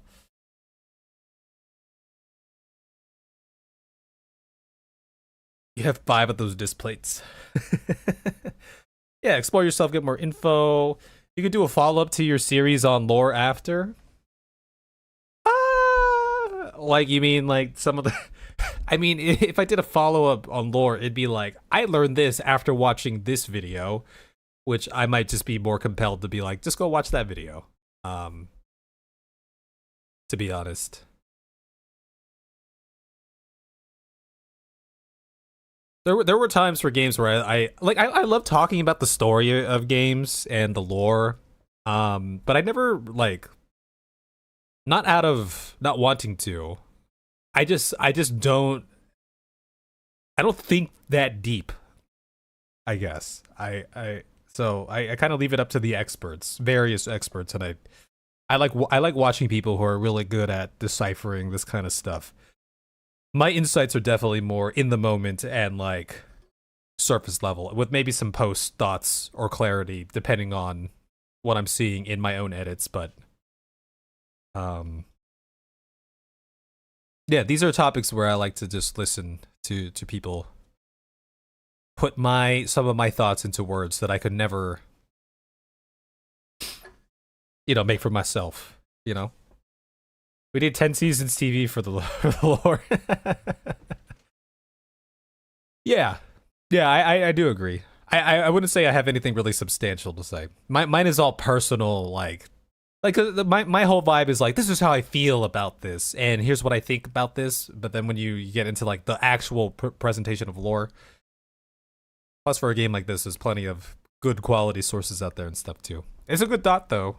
I have thought about it before for other games, but then I realized that's not necessarily one of my strengths per se. But yeah, I'll have to go check out some more. I don't know how many more lore nights or video nights we'll have, but if we do have more, then we could just check out more videos as well. And I'll definitely check out some on my own time as well. So yeah, there's still more times to come, or more videos to come that we can get into. Yeah, videos that go into the architecture. Yeah, I don't doubt it. I think I saw a video pop up on my feed once where I think this was more of like a game design analysis, but someone was like, Elden Ring's not as big as you think. Maybe talking about the geography in the actual space in the game. Which I kind of always had the same sentiment. I was like, Elden Ring and the zones aren't necessarily large on like a 2D scale, but they're large because of their verticality. Like, it was always one of my, like, this is what I like about Elden Ring. So,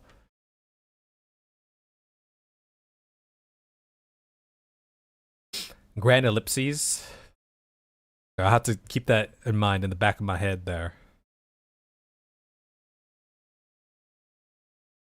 Oh, but this was good. I thought it was insightful. I thought it was good. Actually, in the comments, I'll put that on my watch list. We have some other videos queued up here, and I can search for the other one there too. But there were some quick ones, some quick hitters that I had here queued up. Silent Ellipses was one. I can search the channel and pull it up here. Silent Ellipses. Oh, the complete grand unified theory of Elden Ring, lore remastered. Okay, so yeah, see, this is This is a 3 hour and 40-minute one. So this is definitely an on my own time thing. Because if I were to react to this on stream, we'd be here for like 10 hours. Probably.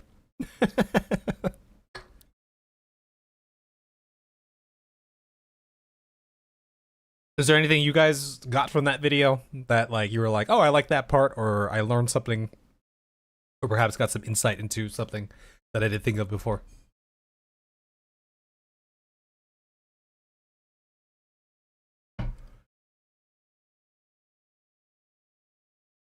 Melina uses the incantation, Marika's incantation. Excuse me. That she left in the shaman's village. Oh, okay. Was that? Did you see that when we? There was one fight where you can have Melina as a cooperator, right? Was that where you saw that? Okay, this we could hop into a bit of a quicker hitter here.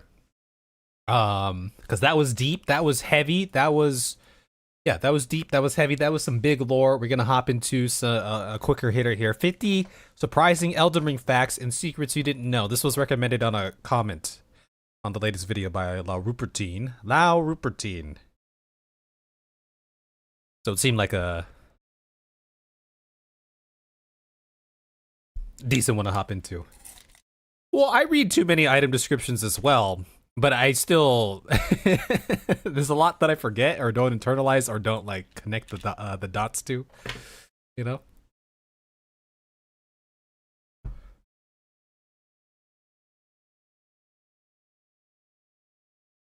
Oh, the Moog horns on Radahn's body thing. I didn't really notice that either. There's a lot of visual things I don't notice in the moment as well. Yeah, I would get their names confused for a long time as well. I'm 100% in the same boat as you, Clay. Okay, this will be a bit of a quicker one here, but this one is 50 surprising Elden Ring facts and secrets you didn't know by It's CBD. 8 minutes, so this should let's see. Let us see. What's going on, guys? How are you doing? How have you been? Here are 50 things you didn't know about Elden Ring.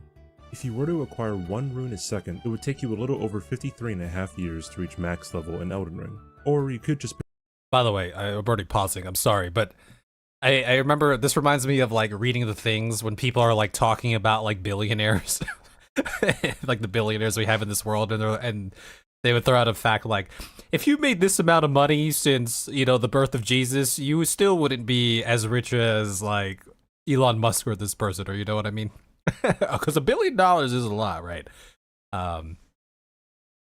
Anyway, $25 for the runes on one of the scam websites. Don't do that. In the first year of Elden Ring's release, Millennia was responsible for about 3.6% of all deaths in Elden Ring, as per From Software's own data. As for all deaths caused by enemies and NPCs in the first year, Millennia made up about 5%. And since I'll probably get this... You know, that's... when you're taking the whole player base into account and the various ways they can die, yeah, that seems like a high number, right? At the time, I think for me, Millennia accounted for like 25% of my deaths by the time we finished Millennia, up to that point in the playthrough for myself, or something like that. It was a really large number. Question a lot in the comments. Falling to one's death accounted for about 14% of all deaths in Elden Ring. That's more like stones will glow one of 8 colors. However, if a rainbow stone turns white, it will also emit specks of the other 7 I never colors. use rainbow Although stones. There is some controversy on whether or not Malekith is the same person as Karank. Karank still has a Descent Death gem on his character model. Great runes do not carry over into New Game Plus. Probably because if you started with at least 2 great runes, you would be able to enter Landale almost immediately. You can actually put the Parry Ashavor on daggers and curved swords. And the curved sword animation is actually kind of funny. The Misery Chord, I think that's how you say it, has the highest critical multiplier in the game, meaning it multiplies its own damage the most when riposting or backstabbing. You can make Radahn do this funny little dance if you ever get tired of fighting him, and if you just want an easy fight.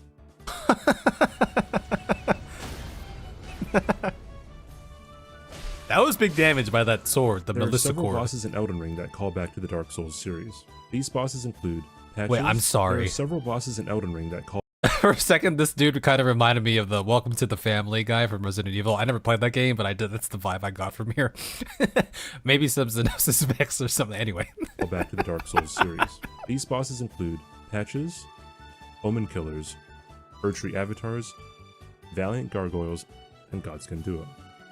Oh, that's the freaking Godskin Duo? Valiant Gargoyles and Godskin Duo. That's what they look like in... Oh my god. Okay. Holy crap. By the way, I remember the first time I got to Patches, everyone was like excited about Patches as well.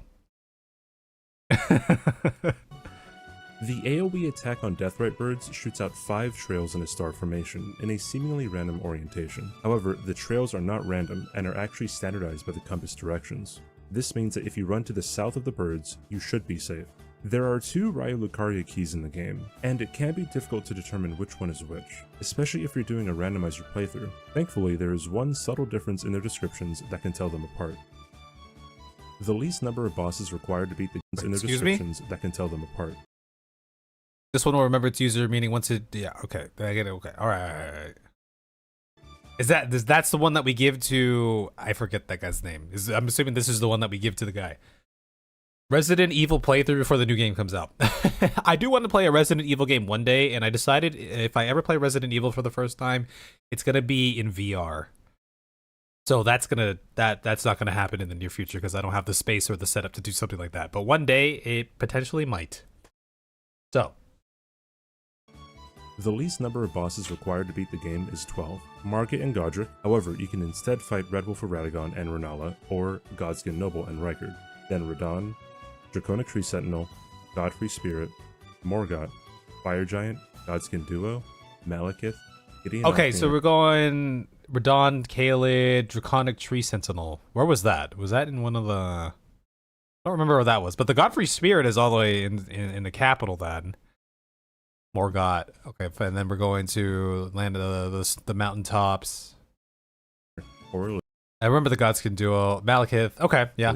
And Radahn and Elden Beast. If it's raining, oh, those guarding the enemies city, okay. and the player take less fire damage. So basically, it's like once you get to the capital, then it's kind of like there's a lot you got. Like there's kind of some steps, but before then, you're kind of free to go around. Aside from the certain 3. If it's raining, both enemies and the player take less fire damage, but they also take more lightning damage. The raining effect also affects enemies who are indoors. For example, if it is raining, Red Wolf or Radahn will take less fire damage if it's raining outside.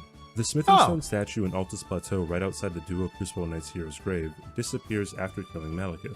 This is due to many enemies in the area also disappearing, and making it so you have no means of breaking open the statue. Mad Pumpkin Heads are the only enemies in the game that take less damage to the head. Other enemies take more damage to their heads.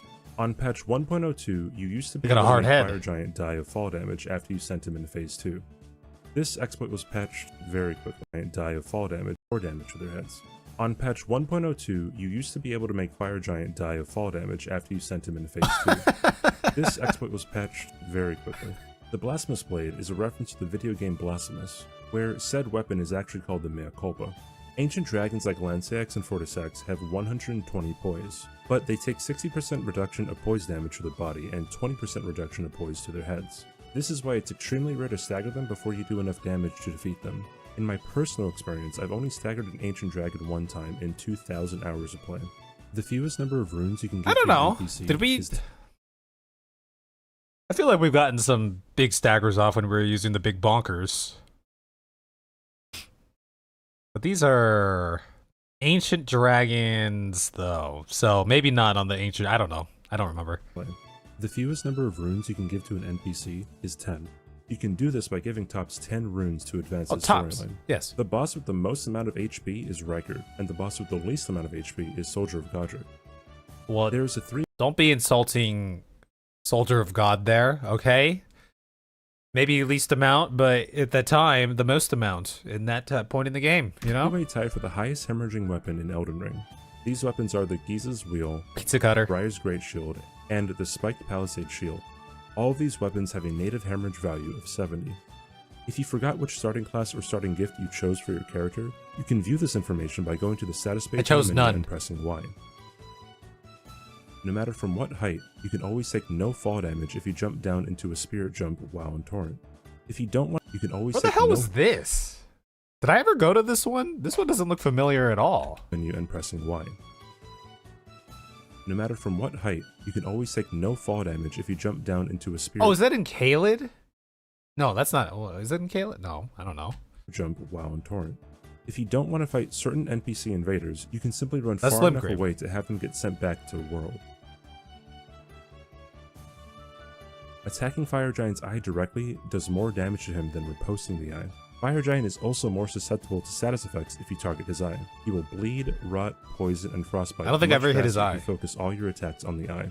This is also true of Fire Giant's ankle in Phase 1, although Give to us a some lesser pink eye. extent. What if you fart in his eye or something? Give us some pink eye. You know, that's devastating. When the Erdtree avatar in Mountaintops of the Giants separates itself into two, you can deal twice the amount of damage to the boss's health bar if you attack both of them at the same time. This is what Millennia's waterfowl attack used to look like in the early development of the game. If you want to be able to fight the version of Millennia that has this attack, Wait, that looks so elegant and not as dangerous, and it seems sweeter, right? Like dancing. used to look like in the early health bar if you attack both of them at the same time. This is what Millennia's waterfowl attack used to look like. It looks like she's just going for a nice little jaunt or something, you know? The early development of the game. If you want to be able Looks to like fight she's the just version of hopping Millennia that around, has just this attack, I would frolicking highly in the suggest flowers. checking out the convergence mod for Elden Ring. You can dodge Rykard's Earthquake attack by using Val the Indomitable. The giant explosion attack from Placidusix can also be dodged by using Val the Indomitable.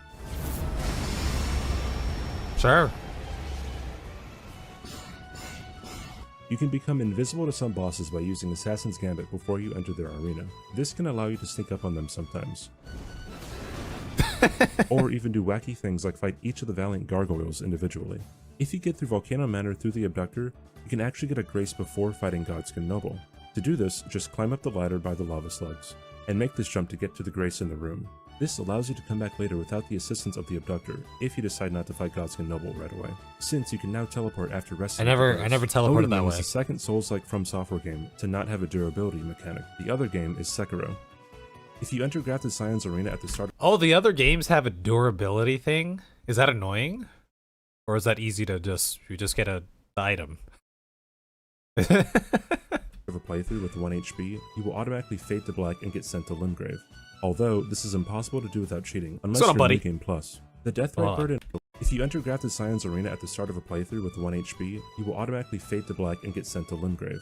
Although, this is impossible to do without cheating, unless you're New Game Plus. The Deathrite Bird in Liurnia can be beaten by having it do this attack in this position. This works because the boss flies high enough to touch the death barrier that is present below the bridge.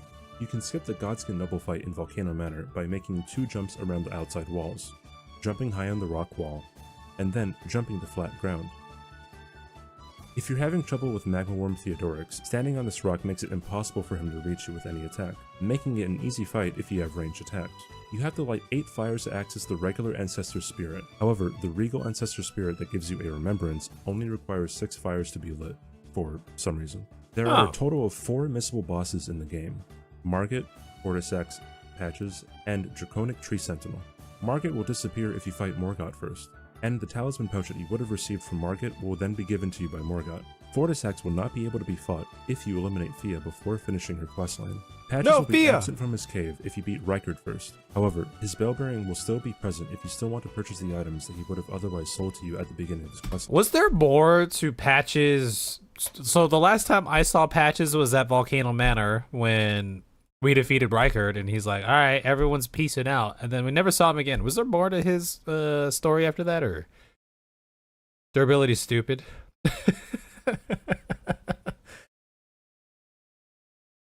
Is this the complete encyclopedia? No, it's 50 surprising Elden Ring facts and secrets you didn't know.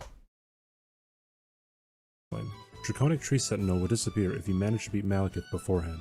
You can do this by first fighting Radahn, then Mimiktir, then Valiant Gargoyles, and then entering Leyendell via the teleporter that's located beside Sophia. After that, you can continue the playthrough normally by fighting Morgoth, Fire Giant, Godskin Duo, and then Malekith.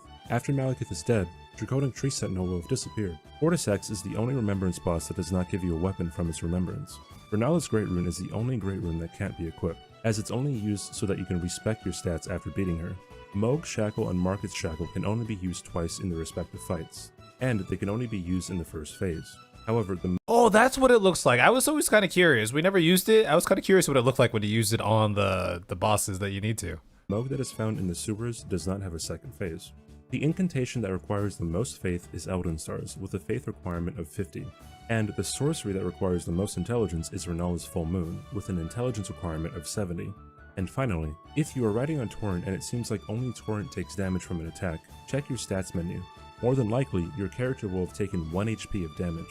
If you enjoyed this video, please consider dropping a like and subscribing. Yeah, I was always curious. Well, I didn't think of what my HP was, but there were times where I noticed that Torrent was tanking for me, and it was very kind of a Torrent to do that in some like big boss fights as well. Now see you on the next one. Let's go on Shades. Okay, there is more. There's more patches stuff. I wasn't sure how deep that went. Okay, I have 50 surprising facts. What was my favorite fact? I don't remember what my favorite fact was, I'm not gonna lie.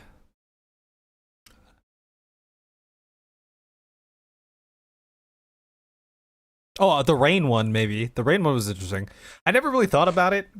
Clearly, this game has, like, environmental effects, right? Most noticeable when you're fighting in a puddle and a lightning dragon decides to lightning all around. But I didn't really consider that when it was, like, raining outside that, like, fire damage would be lowered or something. Or even when you're inside and it's raining, fire damage will still be lowered. Oh, man. I like seeing the Millennium one too. It looks so nice, you know.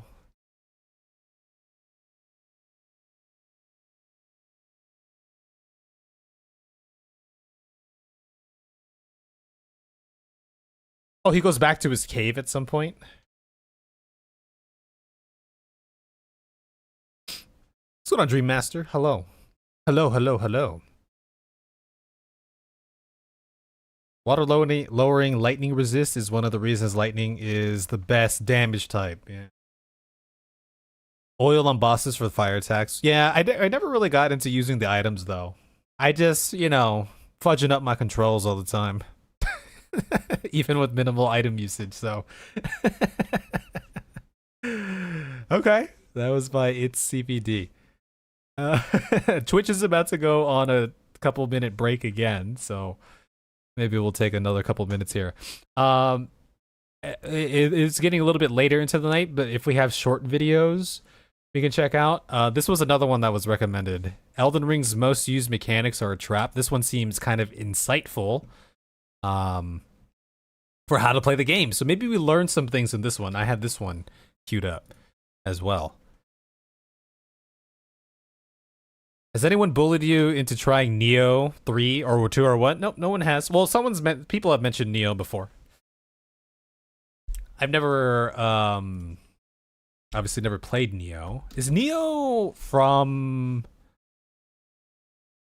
Koei Tecmo, Sony? Okay. And it's a similar style, I'm assuming, right? I think I've seen gameplay before, but it has that vibe. It has that demonic looking, crazy looking creature sort of vibe, you know?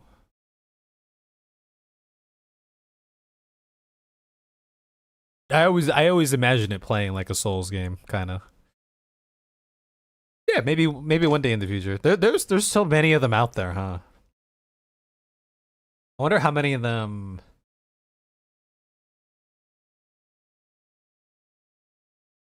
were inspired by the Dark Souls series, you know? I suppose a lot of them, maybe. Like, people have mentioned, like, Liza P and some other ones as well. But, you know, maybe someday in the future. People that made Neo also made Final Fantasy Stranger of Paradise, right? I have no idea.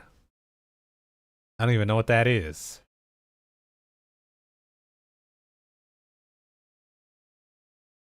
What do that? When did this come out? 2022.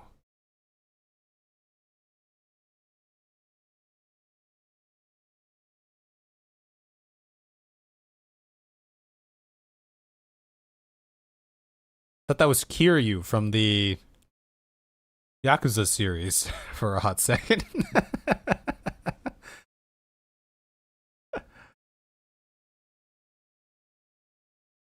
You should. It's certainly a game. Alright, well, keep bugging me about it. Put it in the back of my mind. Okay, we're gonna take another quick break here. One more quick break, and then we'll come back. See you guys in a couple minutes. And then we'll check out this one. Okay? Alright. Couple minutes. Bye, bye, bye. Bye, bye.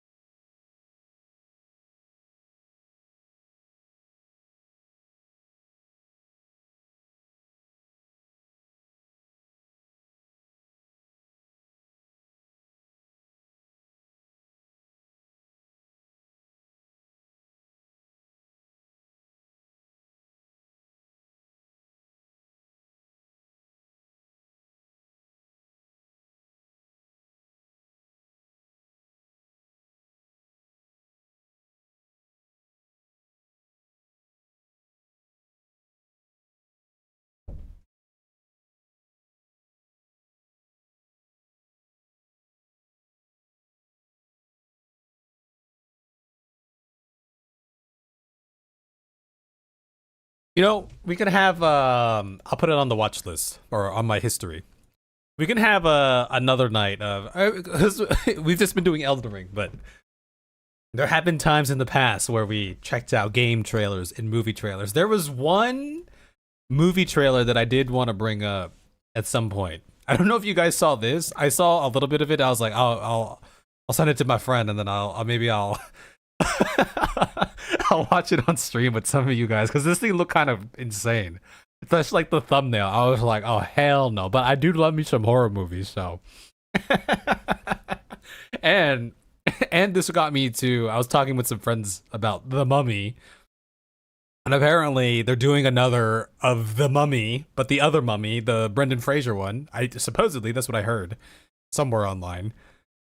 So today I was like, I'm gonna go back and rewatch the first Mummy. I'm like 20 minutes in, so it'll be an adventure. But that was a great adventure from that I remember from a kid when I was a kid. 1999 when it came out. Oh my gosh. So that's on my to-do list. Or wait, hold on. Do you guys want to see this right now? I bet this thing's gonna look wild. Wait, give me let's just do this one right now. I was really curious about this one. the game is on my watch list, Keyline, but this one I saw it, I was like, wait, hold on, I have to see this in full. Okay, look, we're gonna do this real quick because I think it's gonna be crazy. This is The Mummy, Lee Cronin's The Mummy, which I think this dude worked on Weapons. Was that the what? I don't remember. Also another good movie. I like horror. It's supposed to be kind of spoopy. Let's see. Yeah, I'm definitely gonna watch that. I don't know if I'm gonna see it in theaters. I don't really go to theaters these days, but you know, I don't remember the last time I watched like a horror movie in theaters. Okay, when it comes to these short movie trailers, I like to kind of just watch it through once, and then, by the way, who is that? There's someone over there. And then kind of go through parts. So it sounds like what happens is they had a missing daughter.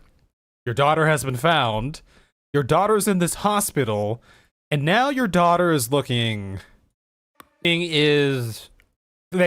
clearly take her home. Now, I feel like any sane medical practitioner would be like, no, this person is not safe to go home. However, my theory is this doctor, the people here in this local area or whatever, are probably aware that she is like cursed to hell. She has been cursed to hell. Demonically mummy possessed, whatever, found in a pyramid. nah, she's not staying here. You gotta take her home. I mean, you know, right? At that point, it's like, yeah, you know, I'm just gonna say you gotta take her home. Like, you know, there's not much. We ain't leaving this thing here. Yeah, no. No, no.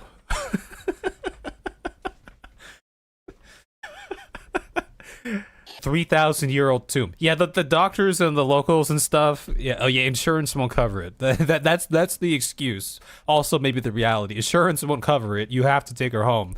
But assuming that they're a local practitioner of some sort, they know the legends. Now I'm being possessed. Yeah, I'd be like, no, you gotta take her out. I'm sorry. That's sarcophagus. She's just chilling in a hoodie. Yeah, any person would look over here and be like, yeah, she looks fine. She's just a little under the weather. No, I don't think so. Even the sister or whatever, she's like, I don't want to get in the fucking car right now. He's like, I ain't getting in the car. Enough horror movies that if, you know, my kid looking like that was doing this stuff, right? Be like, no, she put the grandma. She just needs her care and lots of. The grandma seems like the grandma is like the religious bastion in this house, right? She's gonna fight this with the power of love and God. Watch like The Ring. We got a VHS tape right here. When I was in middle school, me and my friends, we were on the basketball team. And we're having a sleepover at one of our friends' house, and we ended up watching The Ring 1 and 2 for whatever reason. And that was a great time. That was fun. And then we went to the theater the next day because The Ring 3 was out, I think. One of those. Something like that. Let's go on to Halo Freak. No, this is a different The Mummy. This is not to be confused with The Other Mummy. That's a different mummy. Plot for a start feels way too improbable. I think that's like a lot of horror movies or movies in general. Sometimes you just gotta let yourself go. Just let yourself be in, like, I'm in this. Yes, this is what's happening. I'm in the world, you know? You just gotta let yourself be taken. Just be taken. Oh yeah, The Ring. I don't know if I watched The Ring in Japanese. But The Grudge, yes. Yeah, I don't know if I'll be around tomorrow. The Forest was... Someone mentioned The Forest before, too. Are you talking about the video game? Because we played the video game The Forest, or are you talking about, like, a... Hell yeah. I like me a good horror movie here and there. Or a bad horror movie, TBH. I still find a lot of enjoyment in bad horror movies. Also, so this is not to be confused with The Mummy... Brendan Fraser? Is there a new one? New movie? Is there a new one? New Brendan Fraser mummy movie lands May 2028. So not to be confused with this old I think it was a trilogy technically because they had Jet Li or something in a movie 8 years after. Not to be confused with this one. I think they had some other reboots and stuff. I never watched them. I watched like 1, 2, and 3 back in the day. Yeah, so not to be confused with this. This is a different The Mummy. So yeah, I put her back in the tomb. Oh, I think I saw. Oh yeah, I gotta look into The Evil Dead because I think I saw that before. I might have seen it before, but I hear that those are like crazy ass movies. So yeah, we played The Forest back in the day. So anyway, yeah, I look forward to this movie. I think it should be an interesting time. Yeah, I gotta go check those out, Danny. For sure. Now, how can I interest you guys in The Descent? Have you seen The Descent? By the way. Okay, let's do at least one more for the night. This one's another shorter one. This one seems a bit more informative, perhaps, but It's the same director as Evil Dead Rise. Oh, okay. I'll have to look into those, yeah. Into that series. This one is Elden Ring's most used mechanics or a trap. So it does sound informative by Leviathan. I'll probably learn some things today. We'll see. What's going on, Hannah? Hello. You're tuning in around the tail end here. Oh, maybe we can finish with some. You reminded me. We can do some Carbot to finish off, perhaps. So many mechanics most people don't engage with because the game really. There are so many mechanics most people don't engage with because the game really doesn't do a good job at explaining them. But trust me, using just one of these can make your journey so much more enjoyable and way less painful. Rolling is bad.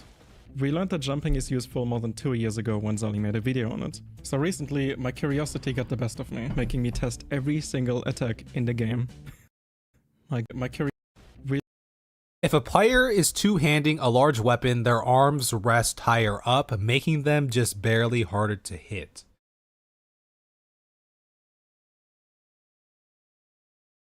Oh, okay.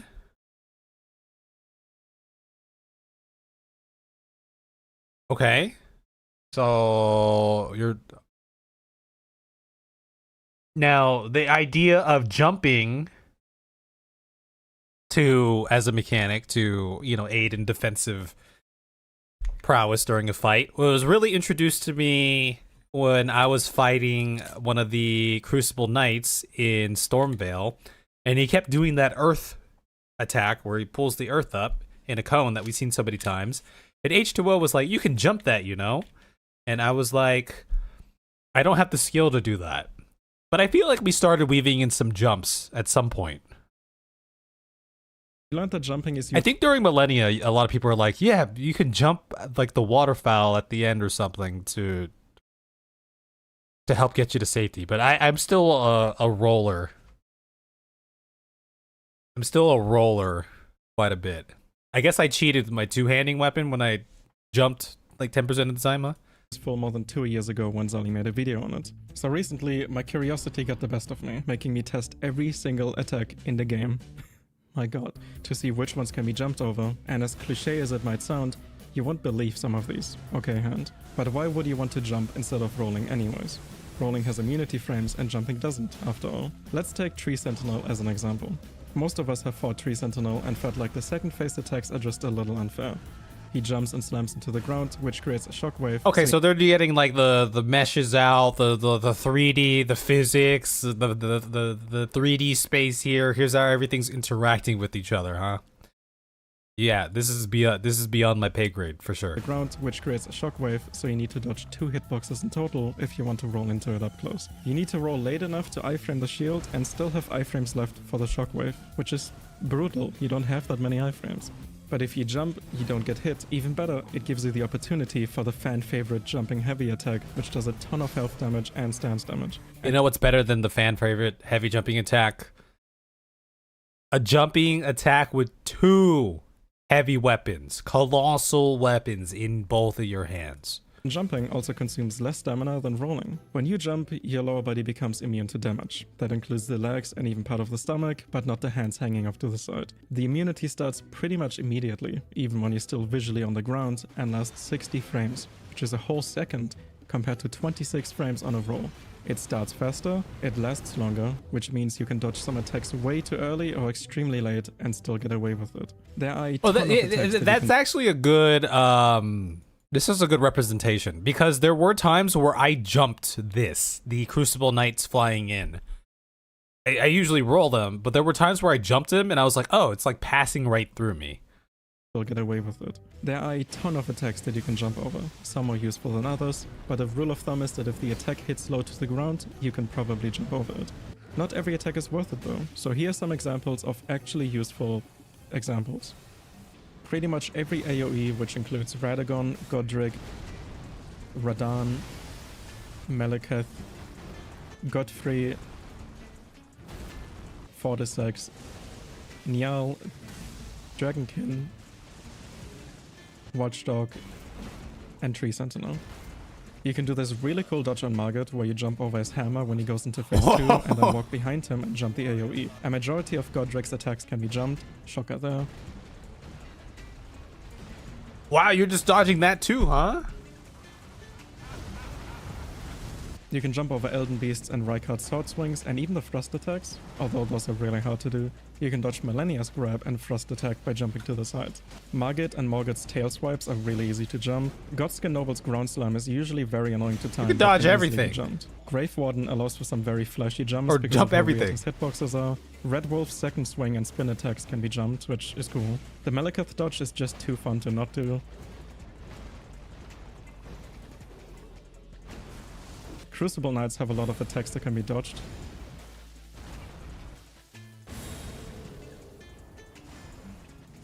My favorite is this one. There are 2 attacks that can be jumped on Black Knives. And there are a lot of attacks you can jump away from rather than over, like these. Keep an eye out for attacks that you can jump over in the DLC. Keep an eye out for attacks that...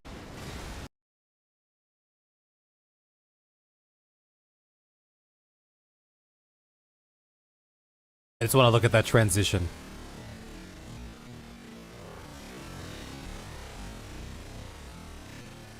It's a beautiful sound that we're hearing here. Beautiful sound. Keep an eye out. Just wanted to see that in slow-mo because it was cool. Anyway. Out for attacks that you can jump over in the DLC. The previews made it seem like jumping will be a big part as well. And pro tip, if you jump in quick succession, the follow-up jumps will be tiny little baby jumps, but if you guard while jumping, you can prevent that from happening. Trust me, nothing feels as good as guard jumping up a slope. You are so fast. Strafing is another alternative to rolling that you should always consider. If an enemy does a slow overhead or a thrusting attack, you can use... We've kind of done this before and accidentally done it. Now, I wonder if he's going to go over the method of wielding a big bonkin' weapon and using your Jedi powers to swing the weapon, and your head is naturally low to the ground, causing you to just dodge these big swipes as well. Because I think that's a secret technique that no one utilizes except me, purposefully, all the time, you know? Usually sprint or walk to the side and avoid it, which consumes next to no stamina and doesn't lock you in any sort of animation, meaning you have a larger window to punish. It also looks badass. I mean, look at this, dude. The only problem is that some of the best strafes require being locked off instead of looking at the boss. Oh yeah, I could never do this technique then. Lock on, lock off, it does not work for me. Locking on in general is a clever little trap FromSoft baits everyone into using chemtrails. While you are locked on, you can only move based on the boss's position. Holding left while locked on will make you walk circles around the boss, and while locked off you can freely walk to the left. You see how severely that limits your movement? This is why locking off is genuinely a chat move.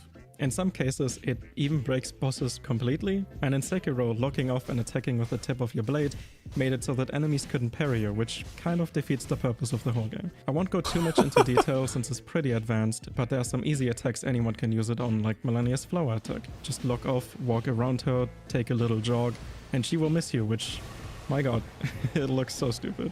If there's one thing you can take away from this, is that you shouldn't be locked on if a boss is above you. It's just going to give you a headache and limit you from going right under the boss. Guilty as Which charged. one of these do you think will do more damage? An unupgraded Holy Mace or a plus 13 broadsword? This is obviously just an extreme example, but knowing the enemy's weaknesses can easily add a little bit of extra damage, which adds up quickly. In the case of those who live in death, aka the undead enemies. An unupgraded mace with Sacred Blade is literally all you need for the entire game. Combine it with Last Rite and you can't even tell the mace has not been upgraded once. Bonus points for Sacred because it makes it so that skeletons die for good. I highly recommend having one of these with you. Upgrade it as high as possible, but don't stress it. I mean, plus 10 is probably more than enough, but you can also get it higher, obviously. And bring Golden Epitaph for anything undead. These guys were really annoying. Won't regret it.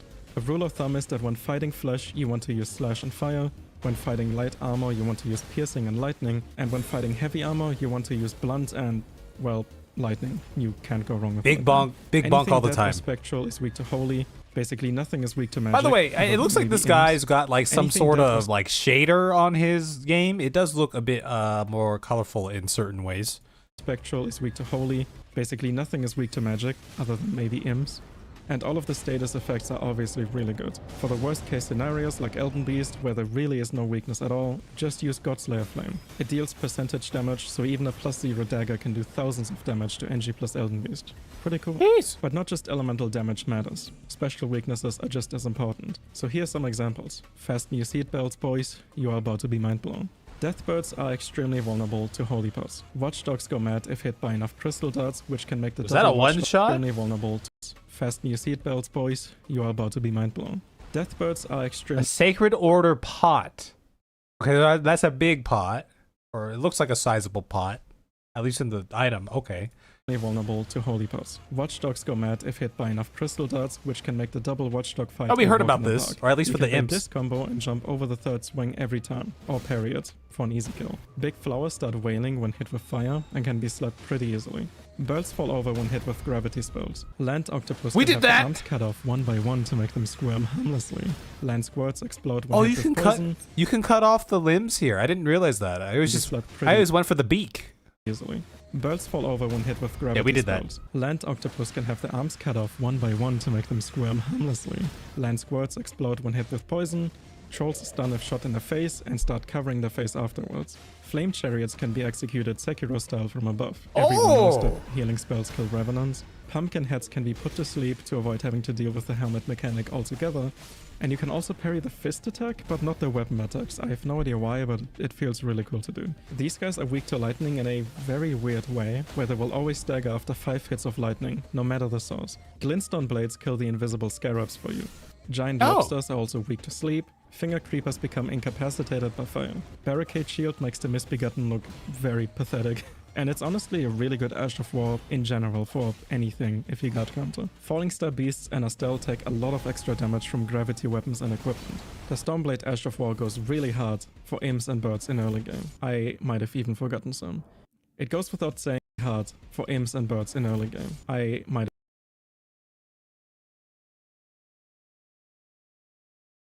Oh, Sword Seal. Sword Seal? We're Baldekin? No Baldekin? Do I see Baldekin? I don't think I see Baldekin. Shame. have even forgotten some. Shame. It goes without saying that the same applies to you though.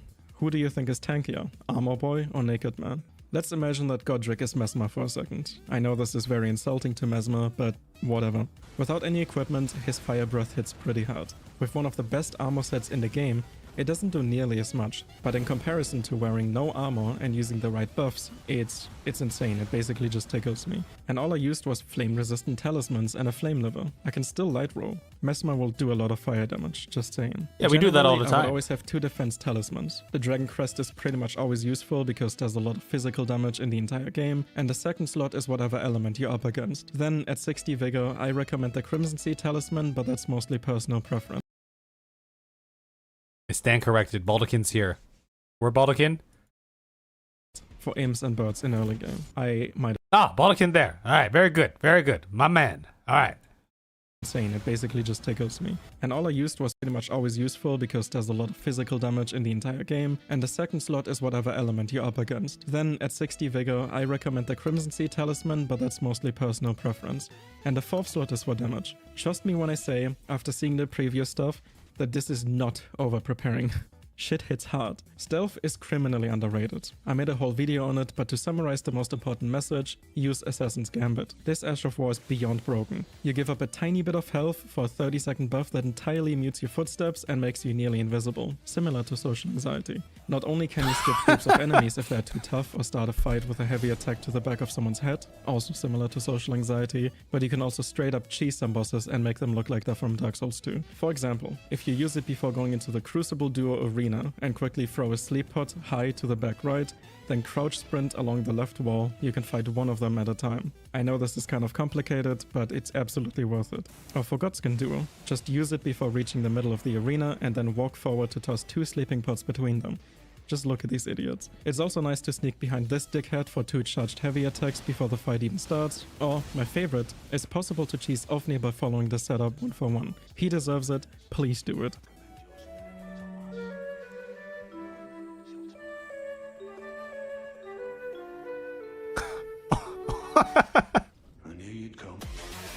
And all you have to do is Volcano Manor's first hunting quest, and then Here's the thing. I didn't do that. I was just more run up to the boss. We just tank and spank. Face tank their hits, and then big bonk them, you know?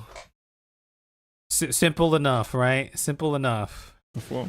Get it as early as possible and put it on a rapier. Or if he's first hunting quest, and then Banal will sell the Ashen Form. A minute. I knew you'd come. And all you have to do is Volcano Manor's first hunting quest, and then Banal will sell the Ashen Form. Get it as early as possible and put it on a rapier. Or if he's dead, just go to his sword in Volcano Manor. I bet you didn't know that, because I didn't. Crafting is actually so pork and people are missing out on it.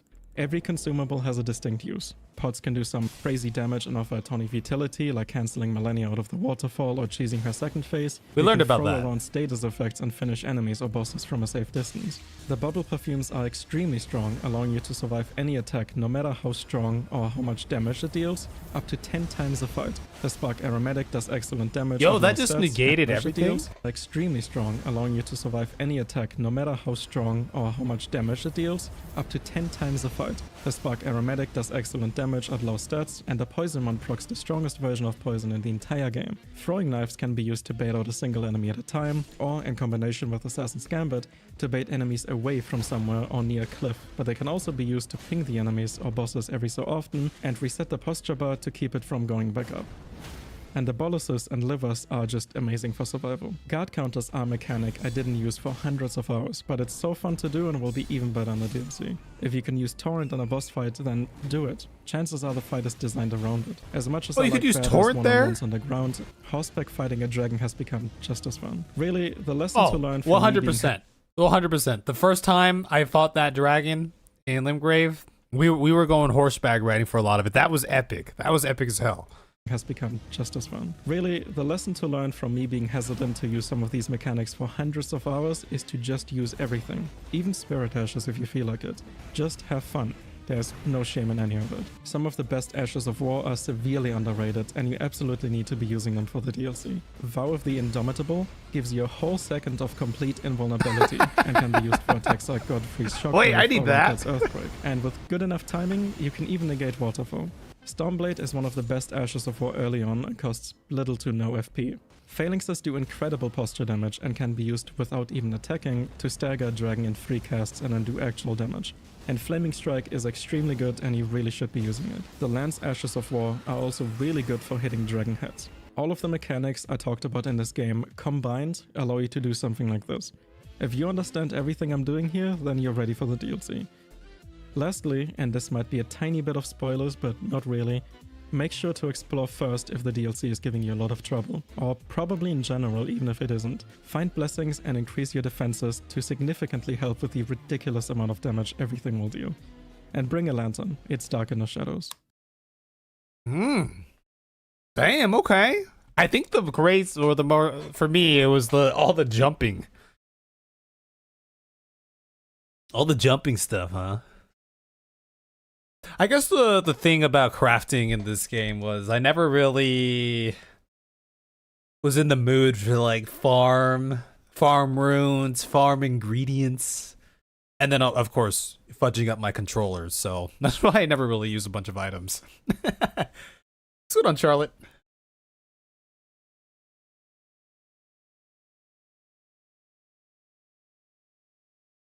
Yeah, there's some good stuff in here. I guess that's what you get into when you've played the game for a while, huh? You start getting into the nitty-gritty. You start finding all the things, all the creative ways that you can like take down a boss and experiment with like the mechanics. I should have done that more. I should have tried jumping more throughout the game. This is Leviathan. Leviathan, no hit. Looks like he does a bunch of like, he just did a Terraria Cruel Infernum difficulty thing, but a lot of Elden Ring stuff over here.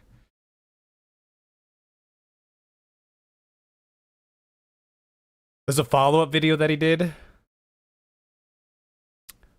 Okay, this is a DLC one. Let's do this one. This is a 7-minute one. It's a follow-up. We're gonna do this one real quick. Poison Flower Blooms Twice is a DLC Ash of War that you likely picked up, tried out, and then forgot about. But this weapon skill is easily one of the best ones in Elden Ring, and it's all because of a little detail hidden deep inside of the item's description. At first glance, this Ash of War might not seem like anything special. You use it, it catapults you into the air, and after a little bit of delay, crashes you into the ground, dealing impact damage and rot damage in a small area. It costs 14 FP, which is pretty cheap compared to most dashes, and the rot AoE deals 160 rot buildup. To put that into perspective, Margit has 316 resistance, so it would take 2 casts.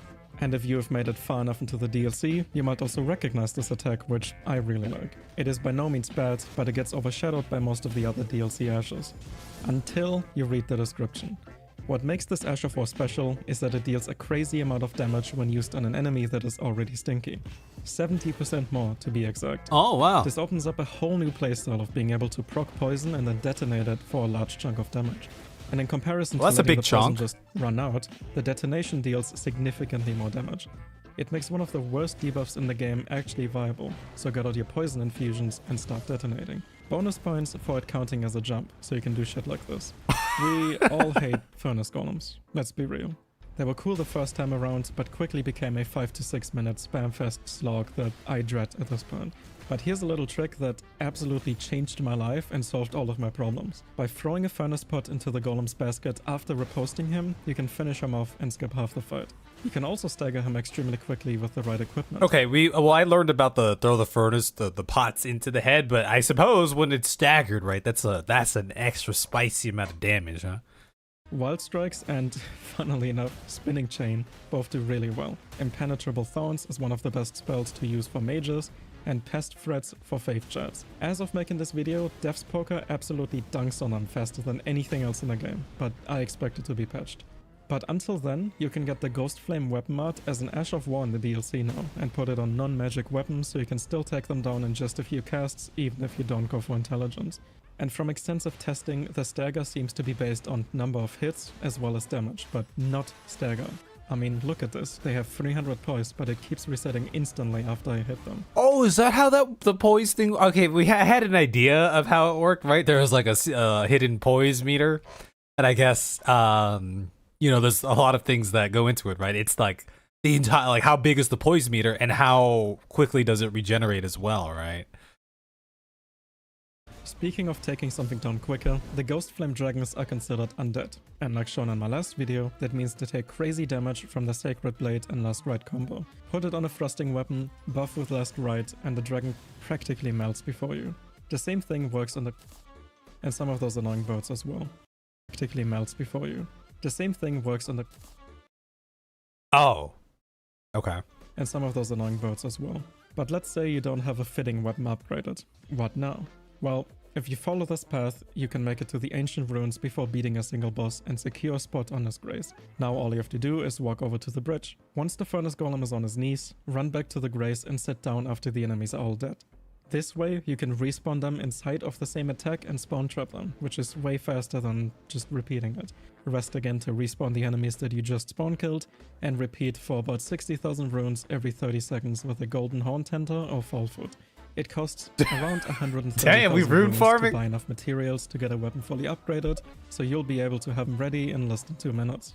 If it's resources you want, I recommend keeping an eye out for these hanging pots. There are 10 in total, and shooting them down drops a bell bearing that focuses on a single type of resource, like mushrooms. And one of those bell bearings allows you to buy as many strings as you want. The reason that is extremely good is because it allows you to consistently... Yo, this guy farms.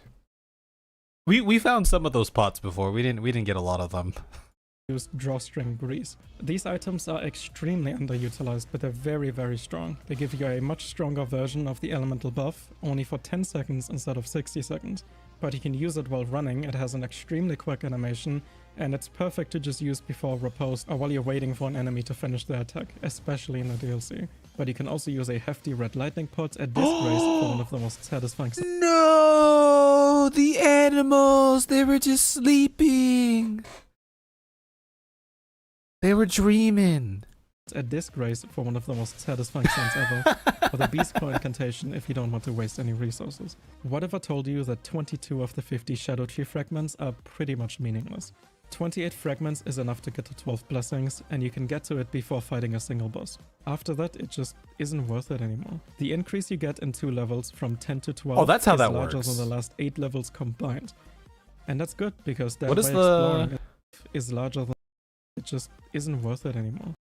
The increase damage? That was damage, and that was something you else. get in 2 levels from 10 to 12 is larger than the last 8 levels combined. And that's good, because that way exploring is entirely optional. And the first 2 blessing levels are very strong. Damage so you reduction. can get straight into the action if you want to. Also, because I couldn't unsee this since my first playthrough, you guys have to suffer as well now. Pork Imp. This is the Pork Imp, and this is the giant Pork Imp. Yeah, I remember those guys. You can also summon the Pork Imp, and she's millennial.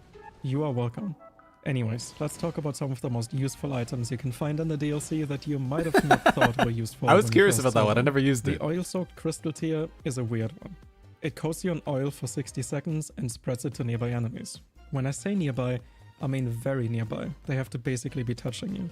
When coated in oil, the next hit of fire will do 20% more damage, which sounds kinda mad first, but as long as you stay close, it will keep reapplying it.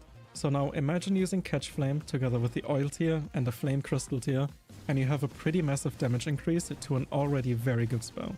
Shriek of Sorrow is another extremely good Ash of War that you can get very early on. It gives you a 40-second buff, and it is stronger the lower your health is. Below 30%, it gives you a 27% buff, which is one of the biggest buffs in the game. But even at full health or 80%, you still get a pretty respectable buff. If you want to be crazy, you can use Seppuku to lower your health before a boss fight, use the buff, heal or sit at a grace, and go into the boss fight with a nearly 30% damage buff for at least 30 seconds. It's also considered a weapon buff, which means it stacks with Golden Vow and Flame Grant Me Strength. No reason to not use it in literally any build. If you don't know what Ash of War to put on your weapon, then just put this one on. If you come across an Iris of Grace or Occultation, keep it. Don't let Marika put it in your eye. There are 2 NPC quests in the DLC that require a decision at the end. We gave them the grace. You either give them the Iris of Grace to save them, or literally take their light by giving them the other one so you can loot them. I know, it's brutal. I don't know why the Grace one exists either. There are 2 of each, so you can go both boring and both loot, which is nice. Most of them can be found in the Shadow Keep, but one of them is in the Fort of Reprimand, so have at it. I think I know what most of the people in the community will do with these. And lastly, as you probably have noticed by now, jumping is extremely useful in the DLC. I'm not going to spoil any of the bosses, but there's pretty much 1 or 2 attacks in every single fight that can be jumped. And the Furnace Golems are pretty much the perfect example for FromSoft wanting you to jump, because without jumping, they are just complete agony. So how about you jump over Oh yeah, we learned to this jump. video We learned to some jump more those. Extremely useful mechanics. We did learn to jump those once. What was the... Okay, there was a different one that we were supposed to watch. Was it that one?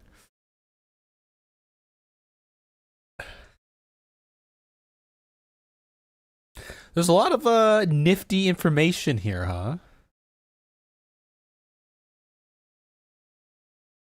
How a simple tutorial misled 99% of players. Oh, that's the one you're talking about, huh? Okay. Well, that was informative, though. It's on the right side. Well, is it still on the right side? Wait, is that the one we just...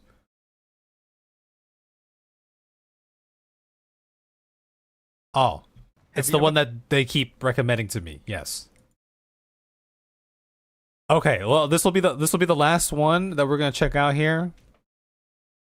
Seems very informative as well. Let's do it. Let's go. How a simple tutorial misled 99% of players by Leviathan. Another Leviathan.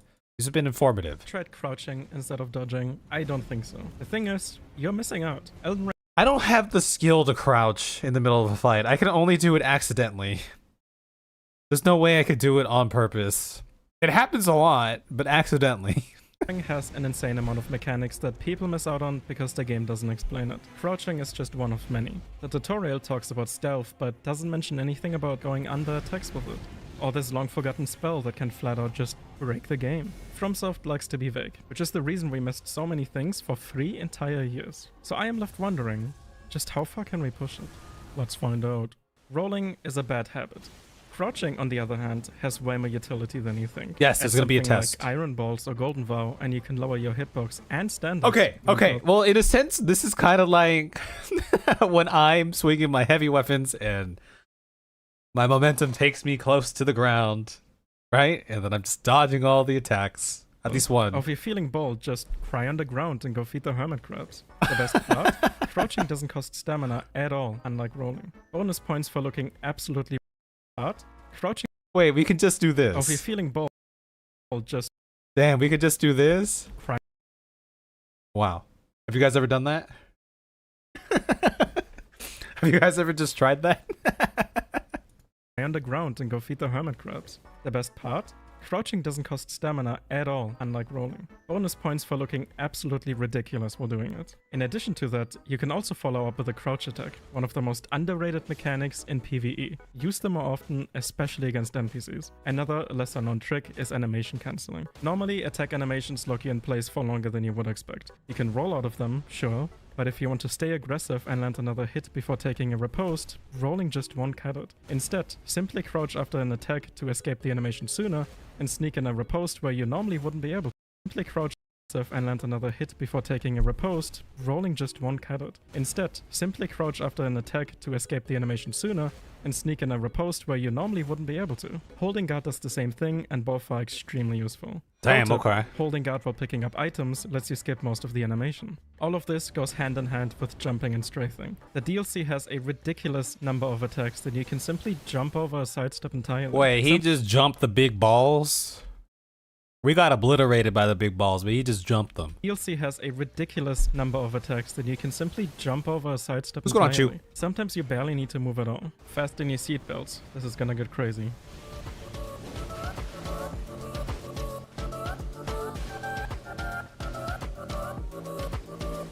Wait, this reminds me. Someone... Sorry, I had to cough there. I just coughed all in your faces. Someone posted or showed some video of this frog dude who was just like Jedi sidestepping all the bosses while looking at the camera. Kind of giving like... We're getting into that territory, it feels like.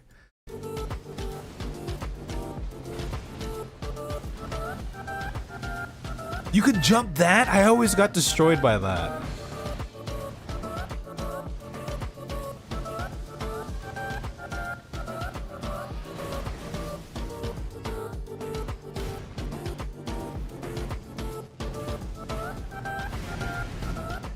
He just ran around the...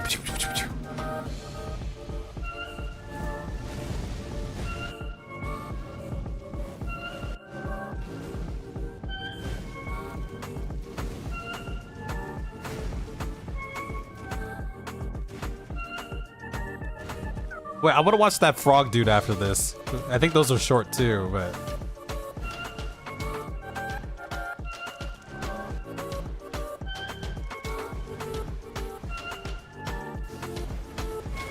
You can parry that? Okay, I mean, we've kind of used like very low level...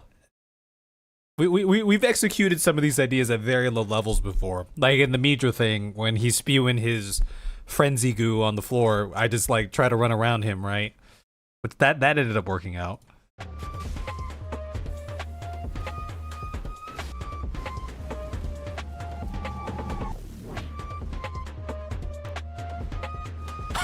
He just crouched down for that.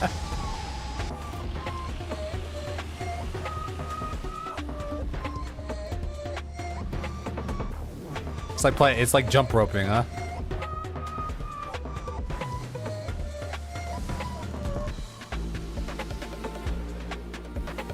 The laser! Yeah, literally everything that he's showing here, I just got blasted by. Especially Gaius.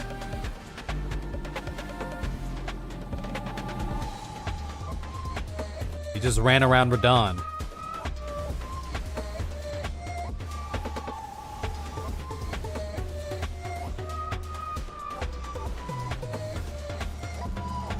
I spent hours perfecting my dodge on that, and he's just sidestepping, jumping.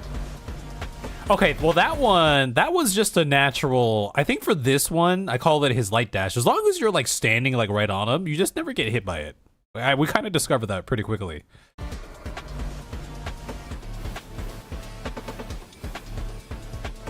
Okay, that one he's he's just standing. Okay. Special mentions to the guy's jump that lets you avoid his annoying dash. There's only one problem. Oh. Props in the world can be extremely fragile. But luckily, there's a way to avoid breaking them entirely. I always when break you them. jump, you become an active hitbox that deals 0 damage and 0 poise. However, this hitbox is still enough to activate objects that require only a hit to trigger, such as illusory walls. The same principle applies to breakable decorations.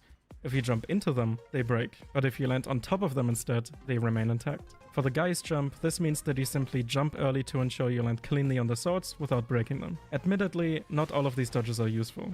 Consort has what might be the single hardest dodge in the entire game and one of the hardest parries, the Meteor Strafe. This dodge is unbelievably difficult to pull off and honestly does nothing other than impress. And parrying him out of his clone attack requires incredibly precise timing, but I would say it's actually kind of worth doing if you trust yourself. Damn, While that's on the sick. topic of parrying, the DLC offers way more parry opportunities than ever before, and it's also a lot easier than you think if you use Golden Parry or especially Carrying Retaliation. Golden Parry has slightly more range, while Retaliation has more iframes, or parry frames, which makes it a lot more forgiving. Despite encouraging parrying, however, FromSoft made some wacky decisions in the DLC. For instance, did you know that Messmer can be parried? Probably not, because it only works doing these 3 specific attacks. Even weirder, Romina is the only DLC boss that staggers after a single parry. But okay, let's talk about Carrying Retaliation. The power of I mentioned parrying, it in huh? the intro, but I didn't mention it because of parrying. Technically. If you've been around for a while, you might remember when the spell was so broken that speedrunners used it to breeze through the game. The issue was that you could parry on projectiles, turning them into glint blades that dealt absurd amounts of damage. That got nerfed. The big thing, however, is parrying spells. I think these clips will speak for themselves. Oh, you can parry? Oh, wow. I didn't know that.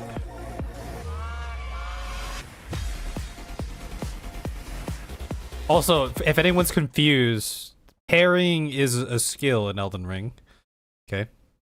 It's an actual skill you have to use. It has a different button that you press. It's not just a timed block, because I know this is a confusing thing, and I learned this, right? You have to press the parry button.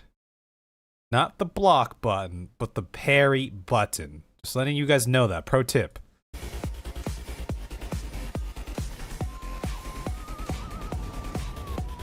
He parried the fireball.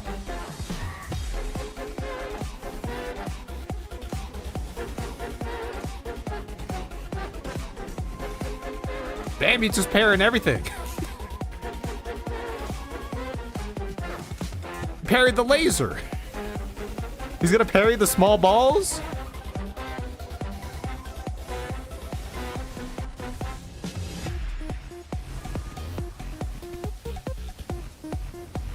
I wish. Oh my god, I wish. By now, most people know about the shackle trick. But if you don't, Margit's and Moog's shackle can break Spirit Spring rocks from a ridiculous distance. If you don't have one, a well-aimed mighty shot with any cheap bow will work as well. If Leda's endless yapping annoys you, Shut up. just turn around and walk away. If you leave the circular room entirely, she will stop talking and disappear, sparing you from the speech. The gravity spin Ash of Well, I War like can the speech. technically help with some skips, like jumping from Euphoria to Dancing Lion, but in practice, it's not all that useful. Still really cool though. A much better skip, however, is in Lamenter's Jail. What? If you spam jump on the crumbling ground, you can actually jump on thin air and reach the other side. Congrats, you just skipped half of the dungeon and grabbed the Screaming Torch. This torch is a lot more important than you might think at first. When using it, it screams for some reason, which gets really annoying very quickly. That sounds like It Kai. gives you a stealth buff for 15 seconds. Really annoying very quickly. And gives you a stealth buff for 15 Did that not sound like seconds, making Kai? you harder to see. This happens to stack with Assassin's Gambit and Crouching, and allows you to make some enemy-filled areas a complete walk. Are you my dad? I'm not all the way there, but I'm going bald pretty quick. I'm not bald. I have hair. You're crazy. Slow down, Blue Jacobs. Sword Monument, Lord Turtle. Okay, Literally. okay. But back to Leda. I come to these lands to begin with. So why not just use the weed cutter and go whoosh whoosh? Whoosh, whoosh to stun lock them. Or use the helicopter. As long as you angle it down to where you hit the kneecaps, they can't walk away. The throwing shield is another great option, as NPCs will roll with the initial throw, but not the homing part. Or just hide from them entirely and throw shit at them. On the topic of bowling, however, the throwing spear plays a role as well. Even when you don't meet the stat requirements, it can still be thrown to create a loud source of sound that distracts enemies. Add some stealth and you can pretty much avoid every encounter. Like a bitch. You know what's annoying? Long, dramatic door opening animations that immediately suck you into a cutscene, ruining all of your buffs. So what if I told you that you can avoid that entirely? When opening the door to Dancing Lion, just spam B to dash backwards before the cutscene starts. Now you can buff in peace before going into the cutscene and starting the fight. For Messmer, teleport to the bridge grace outside as soon as you start opening the door. Buff up, step back in, and once you get close, you will be teleported into the fight, fully prepared. The Fine Crucible Feather Talisman is one of the best items ever made, and all it does is... I remember picking this one up, and I'm like, this seems like a high skill ceiling sort of item. I never backstepped in like my entire playthrough, like in a fight, like intentionally. At backstep iframes. One of rolling's biggest downside is and always has been the fact that in order to roll, you have to roll away from the boss, losing positioning and potentially putting yourself out of weapon range. Backsteps eliminate that issue entirely, and because the animation is so quick, you can chain them back to back and dodge multi-hit attacks that rolling simply wouldn't be fast enough to avoid. You can also control the direction of a backstep by looking off. If you are fast enough, you can technically press B and immediately flick the stick to turn mid-backstep, allowing you to technically backstep forward. Speaking of amazing additions, did you know that the deflect tier is pretty much the same as Royal Knight's Resolve? Every consecutive parry you land increases your guard counter damage by 20%, stacking up to 80%. And as far as I can tell, the buff doesn't get consumed, it just runs out after a set amount of time. This is huge, especially because it stacks with RKR. Damn. Some bosses that normally feel overwhelming when rolling can be turned into complete pushovers. Damn! And the best part, you don't even need to be a parry god to use it effectively. At this point, many people know about undead damage bonuses and death birds. It's easy to one-shot them no matter what level you are. Dude, that death bird, he just threw a freaking... He showed it before. This is a holy water pot, different pot. This death bird was a bitch, and this guy just threw a pot and took... Okay. No matter what level you are. But if I told you that the same thing applies to the big and intimidating ghost flame dragons, would you believe me? The key is to stack 2 sacred orders. You use last right first, then switch to having both swords in off and main hand. Two-hand the left one, you have to do the left one first. Buff, then undo two-handing and buff the right one, for a total of 300% extra damage to undead.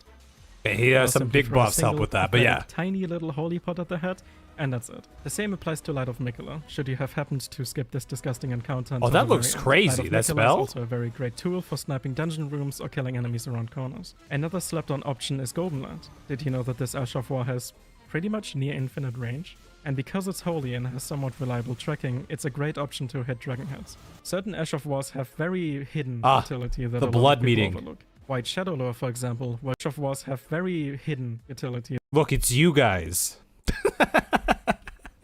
That a lot of people overlook. White Shadow Lore, for example, works on foes of human build, which happens to apply to the Blood Fiends. While the lure is out, you might as well not exist. This scenario is probably familiar to What is you. he? This Oh, means hold on. Blood Fiends overlook. White Shadow Lore, for example, works on foes of human build, which happens to apply to the Blood Fiends. While the lure is out, you might as well not exist. This scenario is... By the way, this guy has a telescope out right now.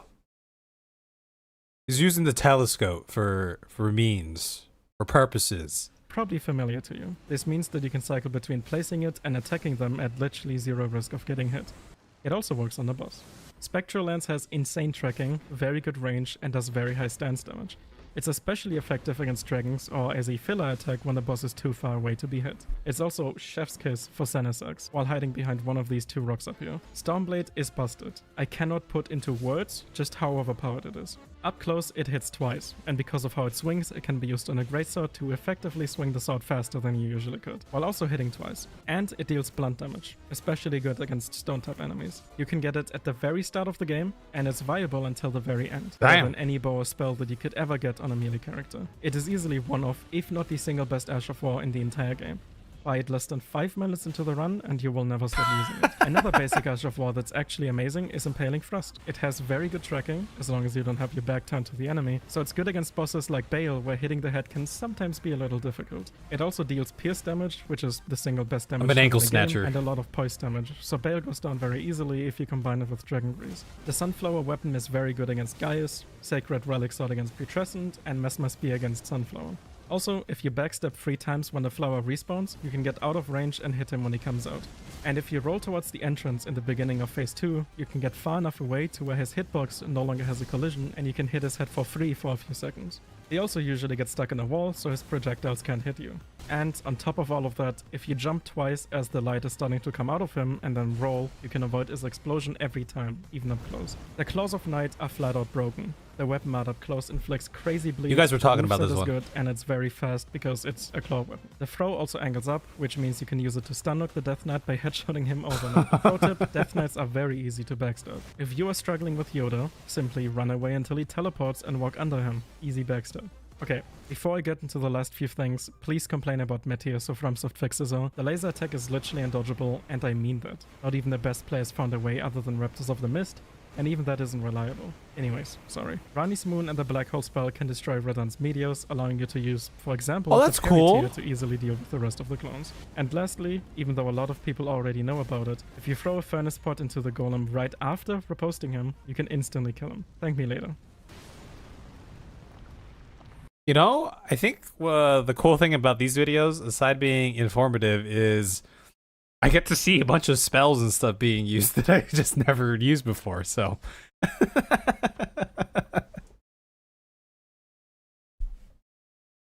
Yeah, it sounds like this guy's also, he's got like some really good buffs and stuff going on at the same time for a lot of these things too. But yeah, there's a lot of creative ways.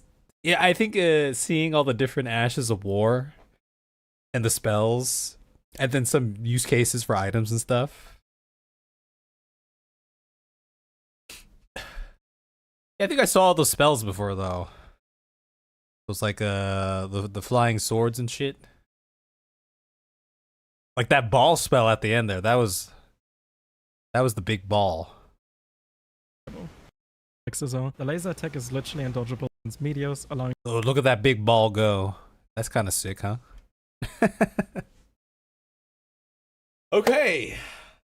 That was Leviathan. Very informative type stuff. Okay, hold up. I just want to watch one of these right now. Elden Ring Albinoric head guy. Is it this dude?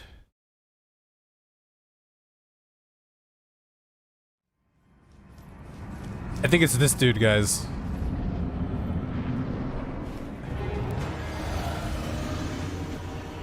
Is it this dude? Oh wait, he's not looking at the camera though. I don't think, maybe it's that dude? You guys know what I'm talking about. Albinaric head guy dodging.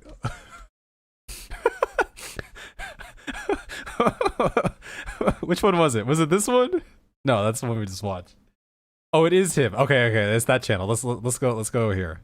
Was it a short? It's probably shorts that he did. This one.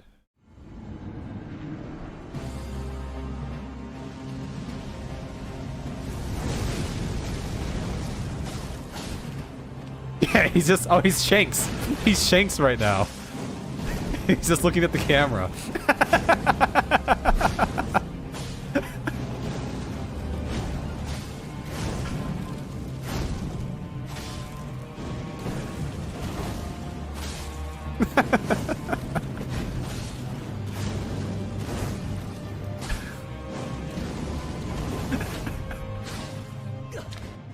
Yeah.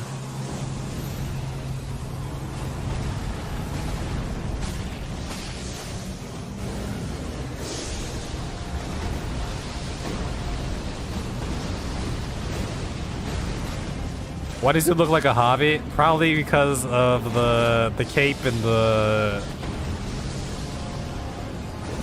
legs, the leggings, and the little shirt there. But that's Shanks. That's Shanks, I'll tell you that much.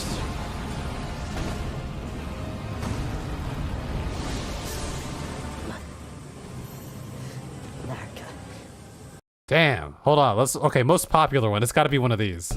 So that's the funny part right there. Have a good one, Sam. No, yeah. Okay, unfortunately, no Carbot tonight because it is a little bit late, but I feel like we saw some cool stuff. Oh man. Wow, lots of Elden Ring videos out there, huh, guys? He dodged Rolana's twin moons with Rolana's twin moons. The world record Radahn fight. Okay, we'll save that one for the next time. I think that will be our last one for now, you know. I'll check it out next time, yeah.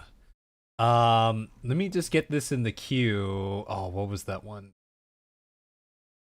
Where is Blue Jacob? Sword Monuments by Lord Turtle. Let me just say it. I'll put it on my watch list. Oh, a timeline of military conflicts. I see. Okay. I put this on the watch list, so on my history, so it's there.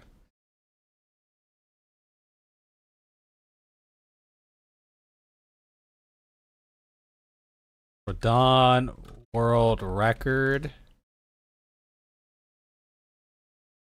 Oh, is it this one? What's up, guys? We were going to keep this a secret until we post the full run, but we decided to share this with you early.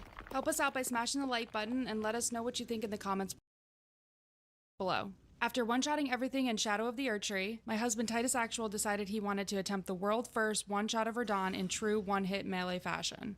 He actually pulled it off 5 days ago, but we've been holding off on posting it while we edited the other run. Be sure to click on the card at the end of the video to check out the world's first Shadow of the Erdtree one-shot challenge. He looks buffed up quite a bit. Is this the world record Radahn fight? I don't know how many buffs that is. My loyal blade and champion of the festival.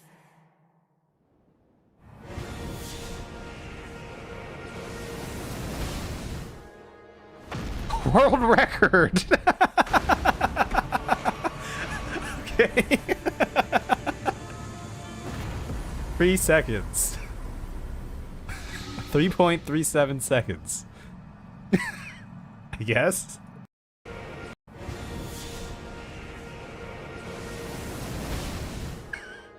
There you go. There's the world record, guys.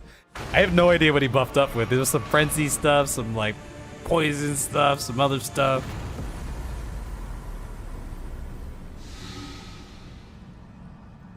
Oh, the build's right here.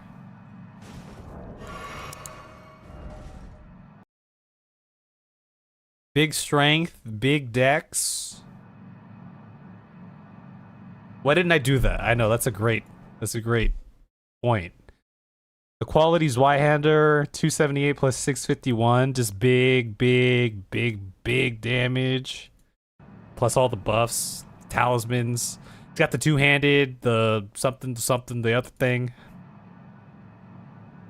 The link to the full one-shot challenge should be clickable on your screen now. Thanks for watching. Was that it? I guess that was it, huh? Okay. That was insane. Sure, yeah. Damn, okay. Woo!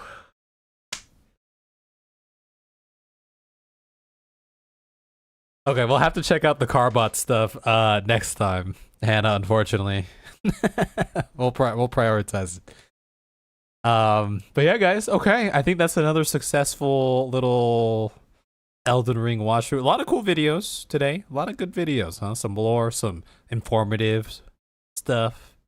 You know? Not too shabby. Not too shabby, huh? That's how he did things back in Dark Souls 3. What's going on, Parky? Yeah, it's all good. Don't worry. No worries at all.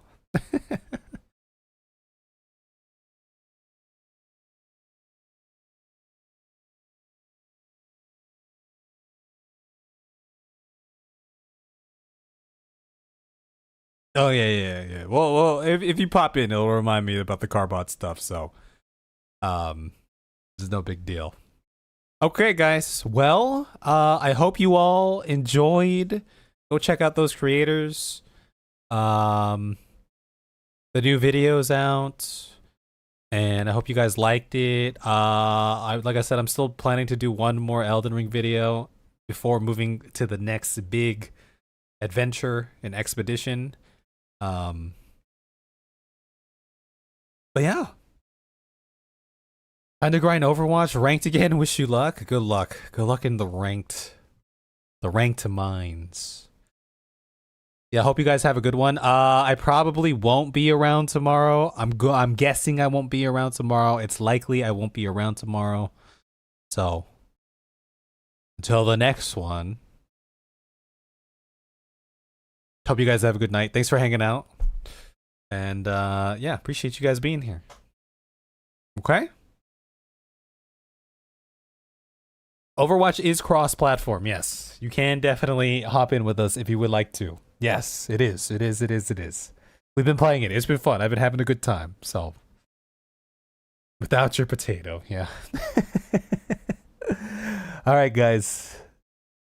Appreciate you all. Thank you for joining and being here. Have a good night. Have a good morning. Go brush your teeth. Bye-bye.